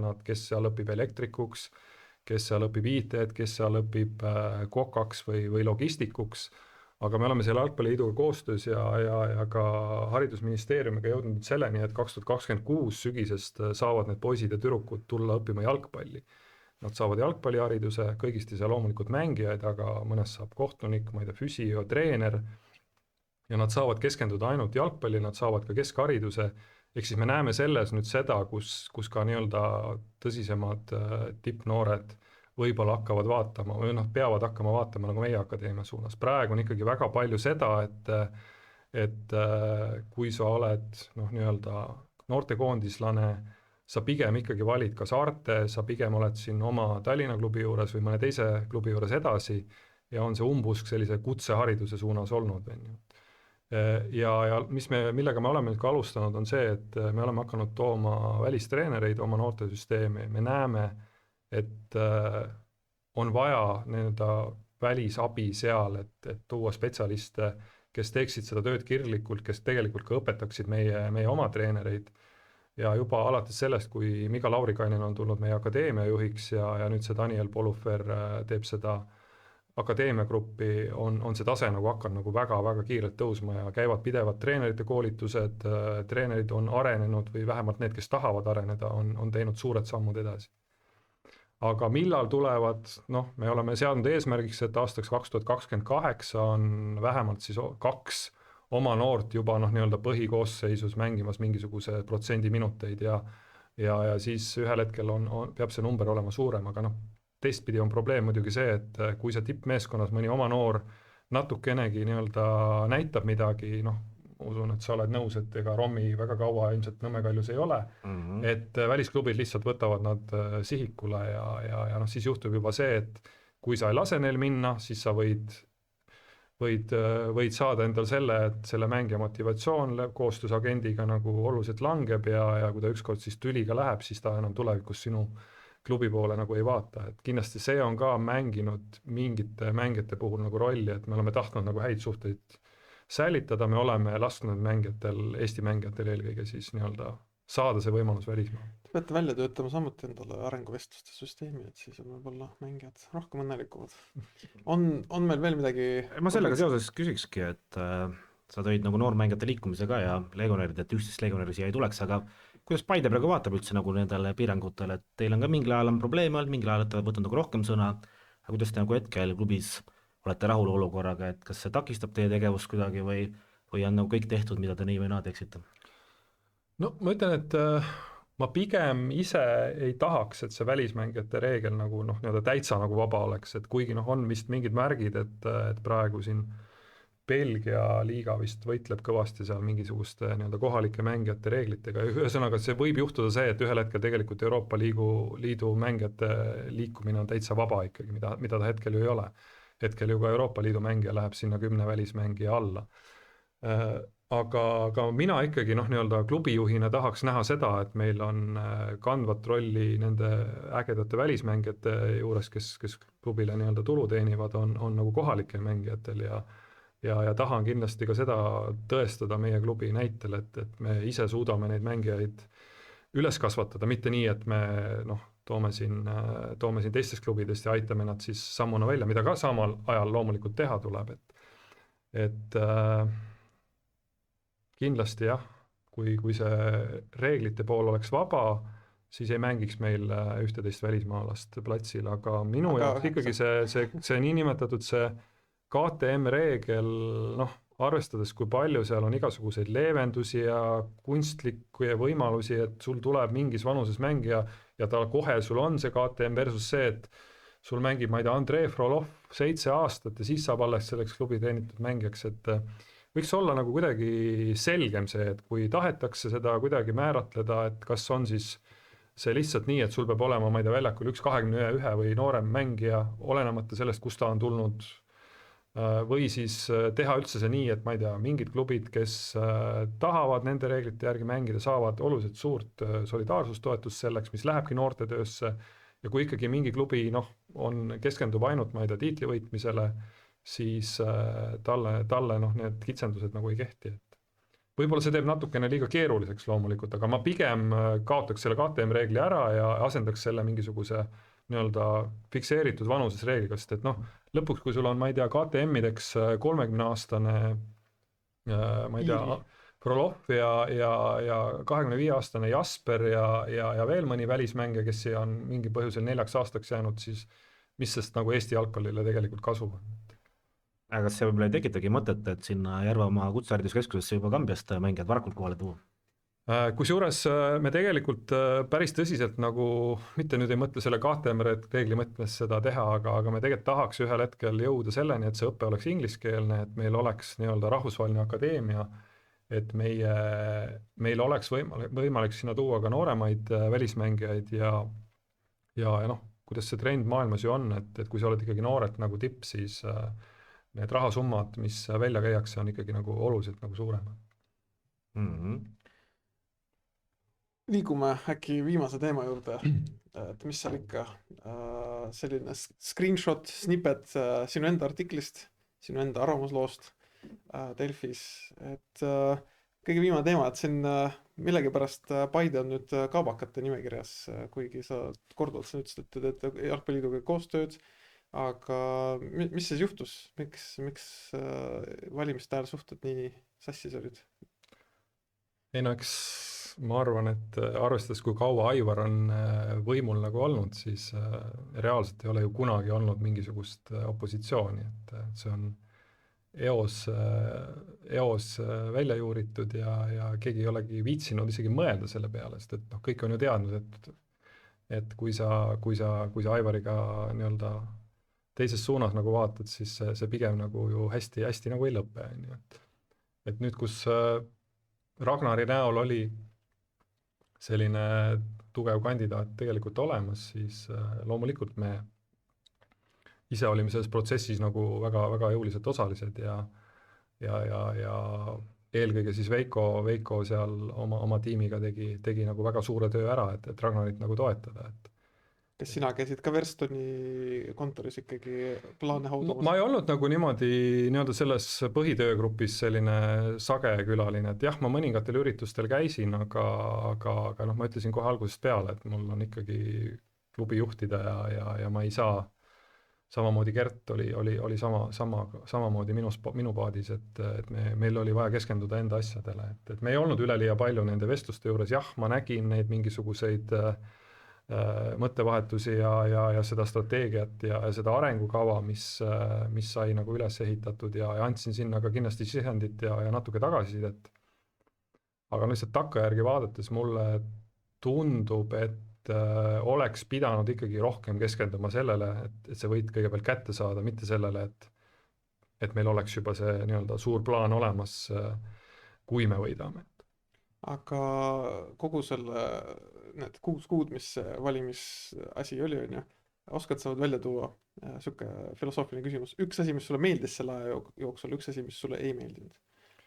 No mulle kindlasti meeldis see, et kui palju tegelikult hakati jalgpallist rääkima, et see ei olnud ainult kitsalt see nagu Klaavani tiim, et oli palju ägedaid selliseid üritusi, erinevad inimesed tulid oma mõtetega nagu välja, et see tegelikult nagu näitas seda, et kui suur potentsiaal sellel nii-öelda teistsugusel teel võiks nagu olla, et kui palju nagu ägedaid inimesi võiks tulla jalgpalli juurde erinevatest valdkondadest, tehnoloogiast kuni sportliku pooleni nagu välja, et minu jaoks on kahju, et see kuidagi see maik jäi ju pigem nagu selline negatiivne, et noh, et see oli ikkagi õudne poriloopimine ja siis Aivar nagu justkui nagu täitsa istuski seal nagu isolatsioonis ja ei tahtnudki seal nii-öelda väidelda ja kaasa rääkida, et noh, et see oli nagu tohutu nagu trauma oleks midagi olnud, kuigi tegelikult olid ju noh, nii-öelda vabad valimised, demokraatlik protsess ja teine pool ju tuli nagu ideedega, et noh, juba kehva oli lugeda seal paljude Aivari Leeri inimeste nagu arvamust, kui jälk ja kui õudne poriloopimine see oli, et noh, minu arust see ei olnud seda. Kas teile seal privaatsõnumitena nii-öelda DM-idena tuli ka midagi sellist, mida oli nagu võtsid peast kinni, miks sa mulle sellist asja kirjutad? Ei noh, jah, suhtlust ei olnud ju. Eks seal ikka igasugused. Aga ma küsin nagu teistpidi, et vaata, okei, paljud tulid ideedega välja, kui see valimised olid ja mõned olid päris head ideed, isegi, ma ei tea, Brandon Jarost on ju, aga samal ajal on ju tegelikult olnud need samad dialoogkohtumised, kus Paide ka kogu aeg osaleb ja nii on ju, ja noh, mina fännina ei ole seal, kus klubid on, eks me oleme ainult seal, kus on fännid, oleme olnud.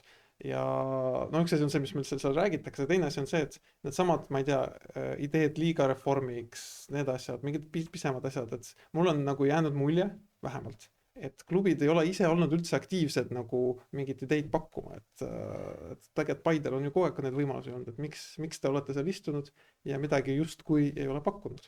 Ei no pakutud on ju igasuguseid ideid ja lihtsalt noh, olles reaalselt selles protsessis nii pikalt nagu olnud ja kui sa ühel hetkel nagu saad aru, et ükskõik mida sa üritad, noh, te olite pikalt Kuunoga eesotsas, noh, need põhikaabakad on ju, et sa saadki nagu aru, et noh, ükskõik mida sa teed, ükskõik mida sa üritad, ükskõik mis nurga alt sa nagu lähened nende ideedega, siis tegelikult nagu mitte midagi ei muutu, on ju, noh, need sa räägid noh, nii-öelda dialoogkohtumistest, on ju, aga noh, need on enamasti ikkagi sellised, kus noh, Aivar teeb seda tegelikult noh, väga hästi, ma ju selles mõttes noh, nii-öelda psühholoogiliselt ta oskab neid asju väga hästi juhtida, neid kohtumisi, ta sisuliselt haarab kogu selle seltskonna nii, et kellelgi ei olegi seal midagi rohkem teha, kui kaasa noogutada, on ju, ja mõned siis ilmselt istuvad seal lihtsalt nii-öelda käed rusikas ja aga samas ei julge ka midagi nagu öelda, et noh, sellised on olnud ka need üldkogud ju varasemalt, kus tegelikult on ju kogu aeg kritiseeritud, kui halvasti kõik meil on ja kuidas ta on pätt ja kaabakas ja paha inimene on ju, aga siis ikkagi 100% hääletavad nagu tema poolt, kaasa arvatud ka meie on ju, et see pigem nagu ühel hetkel, kui sa olid seal jalgpalli sees nii pikalt nagu olnud, siis noh, ma olen ka Veikoga sellest juba varasemalt rääkinud aastaid nagu tagasi ja see oligi nagu see pigem meie omavaheline nagu mõte see, et kui me ise seda ei ole valmis olema kaasas selles muutuses, et aidata kaasa, et midagi muutuks, aidata juhtida siis ka, kui see kandidaat peaks nagu võitma, siis noh, pigem keskendume oma asjadele, meil on nii palju teha, meil on nii palju üles ehitada, ärme raiska oma aega ja närvi sellele, mis nagunii ei muutu. Ja mis on pärast valimisi saanud, et kas ma ei tea, Paide linnameeskonna ja jalgpalliidu suhe on kuidagi teistmoodi, kui ta oli, ma ei tea, aasta tagasi, või on midagi jalgpalliliidu toimimistes muutunud selle aega võrreldes, et kas on midagi üldse Paide linnameeskonna jaoks muutunud? Mulle nagu tundub, et Aivar vähemalt nagu üritab mingisuguseid asju nagu natuke teistmoodi teha, et kuigi see noh, mingite teemade muster on nagu sama, noh, ka siin hiljuti oli individuaalkohtumine, mis pigem nagu oma liidu ja klubi vahel. Jah, liidu ja klubi vahel, et hetkel need siin oktoobri keskel käisid, siis ega noh, on nagu tunnetuslikult, mina nagu tunnen seda, et ta tahab mingeid asju teha natuke teistmoodi ja tahab nagu pigem mingitele võib-olla nendele klubidele, kes seal oli väga tema vastu nagu, noh, mitte minna veel rohkem konflikti, vaid pigem neid asju siluda. Ja kindlasti ta ei ole kunagi olnud selline inimene, kes hakkaks nüüd, ma ei tea, seda oma võimu nende klubide vastu spetsiaalselt kuidagi ära kasutama, et ta pigem võtab neid, et jah, te poisid siin aukusite, aga mina ikkagi nii-öelda suhtun teisse nagu hästi ja ta ei ole nagu kiuslik või ei hakka nagu, ma ei tea, umbes, et teie nüüd seda, ma ei tea, solidaarsustoetust hoiame siin kinni või seda ta ei ole kunagi tegelikult teinud, et ma ise nagu arvan, et see vaatamata sellele, mis ta on kõik välja öelnud ja kuidas ta endast nagu see kuvand jätab, siis tegelikult see periood ikkagi teda nagu mõjutas ja pani nagu mõtlema, et ta ei ole nagu nii vankumatu selles oma väljaütlemistes ja maailmapildis, et see vähemalt mingisuguse nii-öelda osa temas nagu veidi muutis. No kui sinul oleks see võim ja Aivar helistaks sulle ja ütleks, tead Jaanus, ma ei tea, võt sina oled see inimene, ma luban sul ühte asja, võt see, mis sa ütled, ma muudan selle ühe asja või teeme teistmoodi, mis oleks praegu? On hea küsimus, et aga Aga Aivar helistabki ootamatult, sa pead olema valmis. Kui see nagu niimoodi juhtuks, siis ma ikkagi nagu soovitaks Jalgpalliliidu juhtimine nagu muuta reaalselt ka laiapõhjalisemaks, kui hetkel meil jah, on seal juhatuse liikmed, kellel on erinevad nagu vastutusvaldkonnad, aga me ju praegu ju ikkagi tunnetame ja ka teame, et põhilised otsused ja kõik teeb Aivar nagu ise ja need lähevad ka ikkagi nagu väga-väga mikromanageerimiseni välja. Et tahaks, kui oleks see võimalus ja kui ma teaks, et ta peab selle ära tegema, siis ma kindlasti ütleks, et sul on vaja sinna 4-5 tugevat inimest, anna neile vabadus teha midagi hoopis teisiti, anna neile vabadus teha läbi tugeva visiooni, võtta spetsialistid ja proovime seda jalgpalli ikkagi sellest konnatiigist nagu välja tuua. Ja vastus on teil midagi selle teemal lisada? See viimane vastus on see, millega ma olen nagu nõus ja ma ei tea ka, mis seal nagu praegu toimub, aga ma arvaks, et ka mingid sammud ka selles suunas natukene on liikunud, et ta ikkagi nagu saab aru, et ta ei jõua lihtsalt üks enam kõik, eriti kui panna see UEFA töö ka sinna juurde. Et see ei ole lihtsalt reaalne, ükskõik kui üli inimene see ei ole. Eks nende valimiste nagu praegu nii-öelda suurim nii-öelda võit ongi see, et see tiik löödi natukene nii-öelda vahama ja ka sellest Tiim Klaavani ideedest siis on, mida nagu võtta ja rakendada, et nüüd tahaks loota, et seda tehakse ka. Minu kord on sul midagi lisada?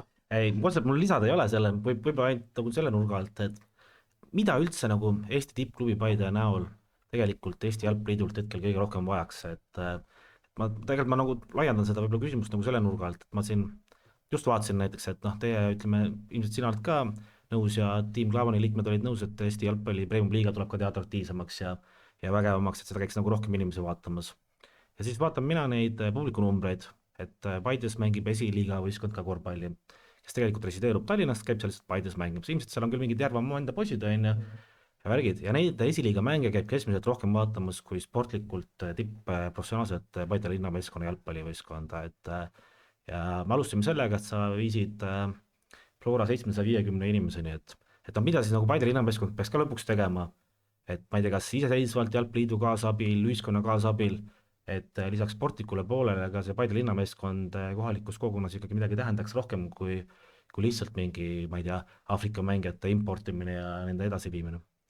See on tegelikult hetkel ka meie enda jaoks üks võib-olla kõige suuremaid küsimusi üldse, kui jätta siis kõrvale siis see suur soov loomulikult ühel hetkel, et see tiitel Paidesse tuua ja see kaugem soov siis see uus nii-öelda koduareen valmis ehitada. Et me oleme selle pannud vaated kõige kõrgemale oma nii-öelda strateegilistes eesmärkides, sest et lõpuks need asjad on omavahel nagu niivõrd palju seotud, et jah, kui me selle ühel hetkel selle staadioni teeme ja me teeme selle ära ka, siis kui meil on tõesti seal 300-400 inimest käib, see on nagu ülipiinlik, vaatamata sellele, et meil elab seal ainult 7-8 tuhat inimest. Jalgpalliliidu selles uues arengukavas, mis nüüd on väljatöötamisel, on tegelikult ka kogu selle liiga ja eelkõige Premium-liiga see publiku number nagu väga suures nagu fookuses ja eelkõige siis läbi selle mängukorralduse kontseptsiooni, kus klubidele on antud ülesanne kõikidele Premium-liiga klubidele see kontseptsioon ära kirjeldada, et pigem on juhtunud see, et need mängupäeva korraldused on võib-olla eurosarjas nagu ülidetailsed ja tasemel, aga Premium-liigas on tahes tahtmata sellest saanud nagu mingi rutiin, et kõik ju teavad, kuidas seda mängu korraldada, sul peab olema turva, sul peab olema toitlustaja, telk peab olema. aga see haip on nagu sealt ümbert nagu ära kadunud, et meie tegelikult nüüd, kui me seal Jalgpalliliiduga koos istusime oktoobri keskel, siis sai veidi nagu muiatud, sest me oleme tegelikult juba neid protsesse nagu alustanud, me võtsime siin eesmärgiks nüüd teha need 4 järelejäänud kodumängu, millest üks on siis karikamäng nagu väga-väga teistmoodi ja proovida ära, et kas me tegelikult õnnestuks seda latti ka tulevikus nagu hoida kogu aeg. Ehk siis mängupäevas peab saama mingisugune festival, sa pead seal pingutama maksimaalselt kogu klubiga, mitte nii, et ainult Arto seal kleebib plakateid ja jookseb mööda lasteaedu ja koole, eks ju, vaid sinna peavad panustama sellesse mängupäeva kõik nagu klubis, kuni juhtkonnani välja. Ja see on nüüd see nii-öelda esimene eesmärk, tõsta see publik järelejäänud mängudes 500 peale, järgmisel aastal 600 peale ja ühel hetkel siis, kui see staadion on valmis, siis 2035 on see suur eesmärk, et keskmine publiku number 1500 on. Noh, tundub nagu hullumeelne, kui te ei ole isegi, ma ei tea, 400 kunagi ära teinud, aga teistpidi, noh, nõme oleks ka sinna panna eesmärgiks, ma ei tea, et 5 aasta pärast 500 on ju, noh, see on no, minu jaoks on nagu Paide suurim pluss on see, et okei, Järvamaa võib väike koht olla, kui me mõtleme nagu teiste klubide peale, et mõtleme, ma ei tea, Flora peale, mõtleme Kalju peale, siis minu meelest need on nagu nii polariseerivad klubid selles mõttes, et kas sa meeldid inimestele või sa ei meeldi, vahepealset varianti ei ole. Kui sa küsid tänaval tavaliselt jalgpallisõbralt, kas Paide on positiivse kuvandi klubi, vähemalt enne valimisi oli enne, ütleme siis ma ütlen 95% inimesi ütlesid, et Paide on väga positiivne klubi, me hoiame neile põhjalt ja need võib-olla siis jagunevad nagu üle Eesti need inimesed laiali, aga miskipärast nad nii palju ei ole ikkagi inimesed valmis panustama, et tulla nagu iga nädal staadionile. No. Eks see ongi see, et noh, me oleme lihtsalt sel aastal kehvasti teinud ja noh, võib-olla isegi pikema perioodi vältel, et me oleme jäänud sellest oma kogukonnast ikkagi nagu kokkupuutepunktide mõttes nagu kaugeks, et see on nüüd nagu plaanis kiiresti parandada ja mitte ainult noh, lihtsalt selleks, et saada paar ilusat numbrit see hooaja lõppu, vaid ikkagi nii-öelda pikemaajaliselt, et vastasel korral noh, tekib üldse küsimus, et noh, miks me seda klubi seal Paides teeme. Kunagi mul oli tunniajane vestlus Leškiniga, kes noh, on Levadia tegelane, siis tema ütles, et teda ajab noh, mitte nagu närvi, aga teda paneb imestama, et neil on nagu Levadias nagu hästi palju treenereid on ju, et teda paneb imestama, kuidas sa nagu töötad selles klubis ja sind ei huvita A-tiimi nagu selle esindustiimi mäng mitte kunagi, et sind peab nagu jõuga sinna suruma, et kuidas teil on, teil ikkagi need inimesed, kes töötavad klubis, kas nad nagu elavad vähemalt alustama juba sellest? Tegelikult sealt ongi see kõik pihta nagu hakanud, et miks me hakkasime rohkem sellele juhtkonna poolelt rõhku panemast, et kui me ühel hetkel siin oli see vist mai lõpupoole, pakkusime välja nagu plaani, et noh, siin on tabel, siin on kirjas pallipoisid, mis grupp on, ja siia paneme nüüd edaspidi, et mis grupiga te tulete mängule.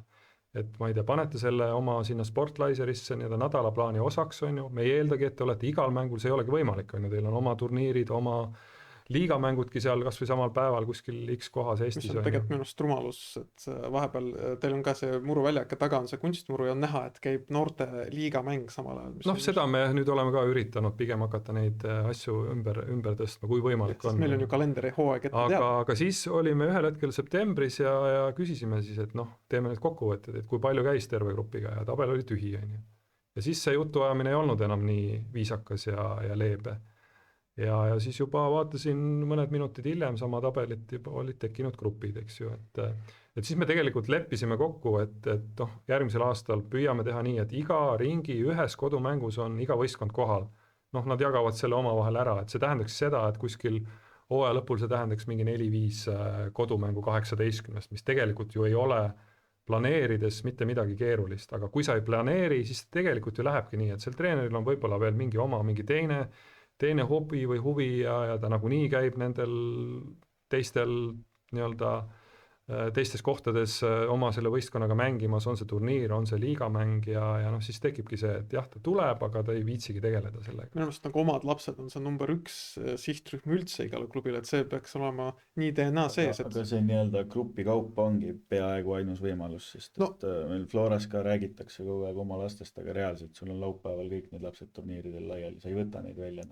Teine see on see, et isegi kui sul on seal lapsel on vaba laupäev, siis vanaema juurde minek ja kõik siuksed asjad, et see on nagu ülikeeruline valdkond. ma saan aru, aga tegelikult see lihtsalt ega see ei olegi nagu etteheide, aga see näitab, kus me oleme oma ühiskonnaga jalgpallis, vaata, et see nii mõneski riigis, ütleme, kuskil Euroopas on see, et see mäng on see number 1 ja kõik ülejäänud asjad, seal mäng on see laupäev seal on ju. Aga siin ongi nagu see, et jalgpalliliit saab luua sulle mingisuguse platvormi, liiga nii-öelda korralduslikku nii-öelda siis ma ei tea, parameetrid, mis sa pead nagu ära täitma, aga klubid peavad ise väga selgelt aru saama, et millist publikut nad tahavad kõnetada, mis on nende oma kogukond ja selle nimel tööd tegema, et meil on endiselt vaatamata sellele kogukonna juhtide projektile on mõned klubid, keda absoluutselt ei huvita ka, mitu inimest on, kas nad on seal, võib-olla on isegi nagu häiriv faktor, et sealt tuleb see kõige suurem kasv, liit ei saa sul nagu kõike ette taha ära teha. See ei olnudki point, et liit peab selle ette ära tegema.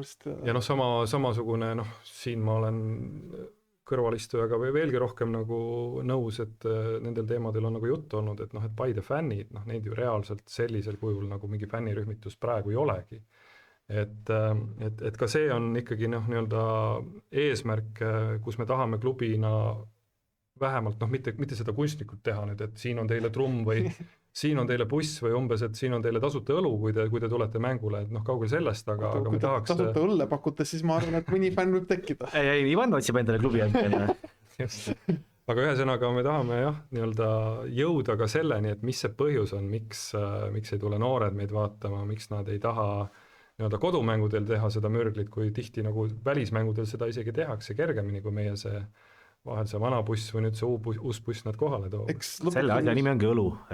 Eks lõpuks on ju tegelikult see ka, et sul on kodumängus võib-olla seda 1% juurde panna ja see sama, kas või need, mis iganes 20, 30, 50 inimest, kes on, nad võib-olla annavad sulle seda lisaenergiat ja sa lööd selle viimase minuti värava näiteks. See ju võiks ka olla üks see, et kui sul tulebki mingi grupp, ega sellest grupist ju ei tule sul 20 esindusmeeskonna jalgpallurit, et samamoodi nagu sa rääkisid sellest akadeemia õppeprogrammist, et õppida jalgpalli, siis sealt samamoodi võiks mingid osad jäävadki nii-öelda fännideks, mingitest tulevad mängijad, ma ei tea, kuidagi muud pidi klubiga seotud inimesed. Ütlen, nii see võikski see nagu kuna see episood meil läheb eetrisse novembris, siis oled saanud juba ära käia meie kodumängul Flora Paide. Võõrsil fännina pean ütlema, et Paide on võõrsil fänni jaoks olnud alati väga hea koht, kus käia, et kõik on alati väga hästi olnud korraldatud. Kus ma tahan jõuda on see, et selle sama festivali ala raames siis need samad meie akadeemia poisid pakkusid siis sulle viinereid ja vorstikesi seal, et me üritame nüüd selle kultuuri tuua ka siis Eesti jalgpalli kodumängudele, et mida me kõik oleme kogenud kuskil Tšehhis ja kus iganes, eks ju, et sul ei olegi rohkem vaja, kui see mõnus rasvane vorst, isegi seda saia ei ole vaja, ketšupit või sinepit peale, õlu kõrvale ja elu on juba hoopis parem. Ma tulen ise võib-olla Paide. Olen müüdud. Selleks hetkeks, kui Oota, millal see Flora või see Paide Flora oli? 26. oktoober. Ei, kurat, siis ma ei saa juua veel. Tule Teoga koos. Aga on teil veel midagi külalisele? Mul on ainult lõpuküsimus ja... Ma ei tea, me oleme vist päris pikaks juba läinud, ma arvan. See tuleb ajaloo üks pikemaid, kui mitte kõige pikem episood kindlasti, aga see pole cool, kui on head teemad, millest rääkida. On sul, Brendan, muidu päris... Ei, otseselt ei ole, et siin sai päris palju puudutatud. Siis on mul ainult lõpuküsimus, enne kui sul vaba mikrofon on, et nimeta üks omadus, mis peab ühel juhil olema. Ma arvan, et ühel juhil peaks olema see, et ta suudab luua nagu sellise tiimi, kes tunnetab nagu usaldust, et kui juht on nagu selline, et sa tahad nagu kõike nagu ära teha ja kontrollida ja sa kahtled oma inimestest, siis tegelikult sinu sellest tiimist või meeskonnast nagu head nahka ei saa, et ma arvan, et see on nagu see üks võti, mis võiks teha nagu juhist hea juhi, et vastasel korral sa jääd nagu üksi, sa koormad ennast asjadega, mis tegelikult ei tohiks olla nagu sinu nagu teha või juhtida, et väga raske on niimoodi nagu kasvada ja ma olen seda väga hästi nagu ise kõrvalt näinud, et kuidas sellise visiooniga on see meie emaettevõtte Verston nagu kasvanud Eesti üheks suurimaks ettevõtteks ja jätkab seda nagu väga-väga selge visiooni ja strateegiaga. Et kui keegi Verstonist või Enematist vaatab seda episoodi, mõtleb, mis QR kood on, siis lööge sisse ja vaadake, et äkki saate tribüünile ka hagu juurde anda. Aga lõpusõnad, vaba mikrofon, meid kuulavad, noh, ilmselt võib-olla keegi Paidest, aga enamjaolt lihtsalt jalgpallifännid, et mis sõnumiga sa tahaksid lõpetada selle episoodi? ma tahaks sellise sõnumiga lõpetada, et 2026 saab olema Paide linnameeskonna aasta ja mitte ainult meeste jalgpallis, vaid ka naiste jalgpallis. Muide, kas te lähete siis teete järgmise sammu ka või? Naiste selles... Noh, kui ütleme... Kõrgliiga koht on põhimõtteliselt saadaval. Koht on saadaval, jah.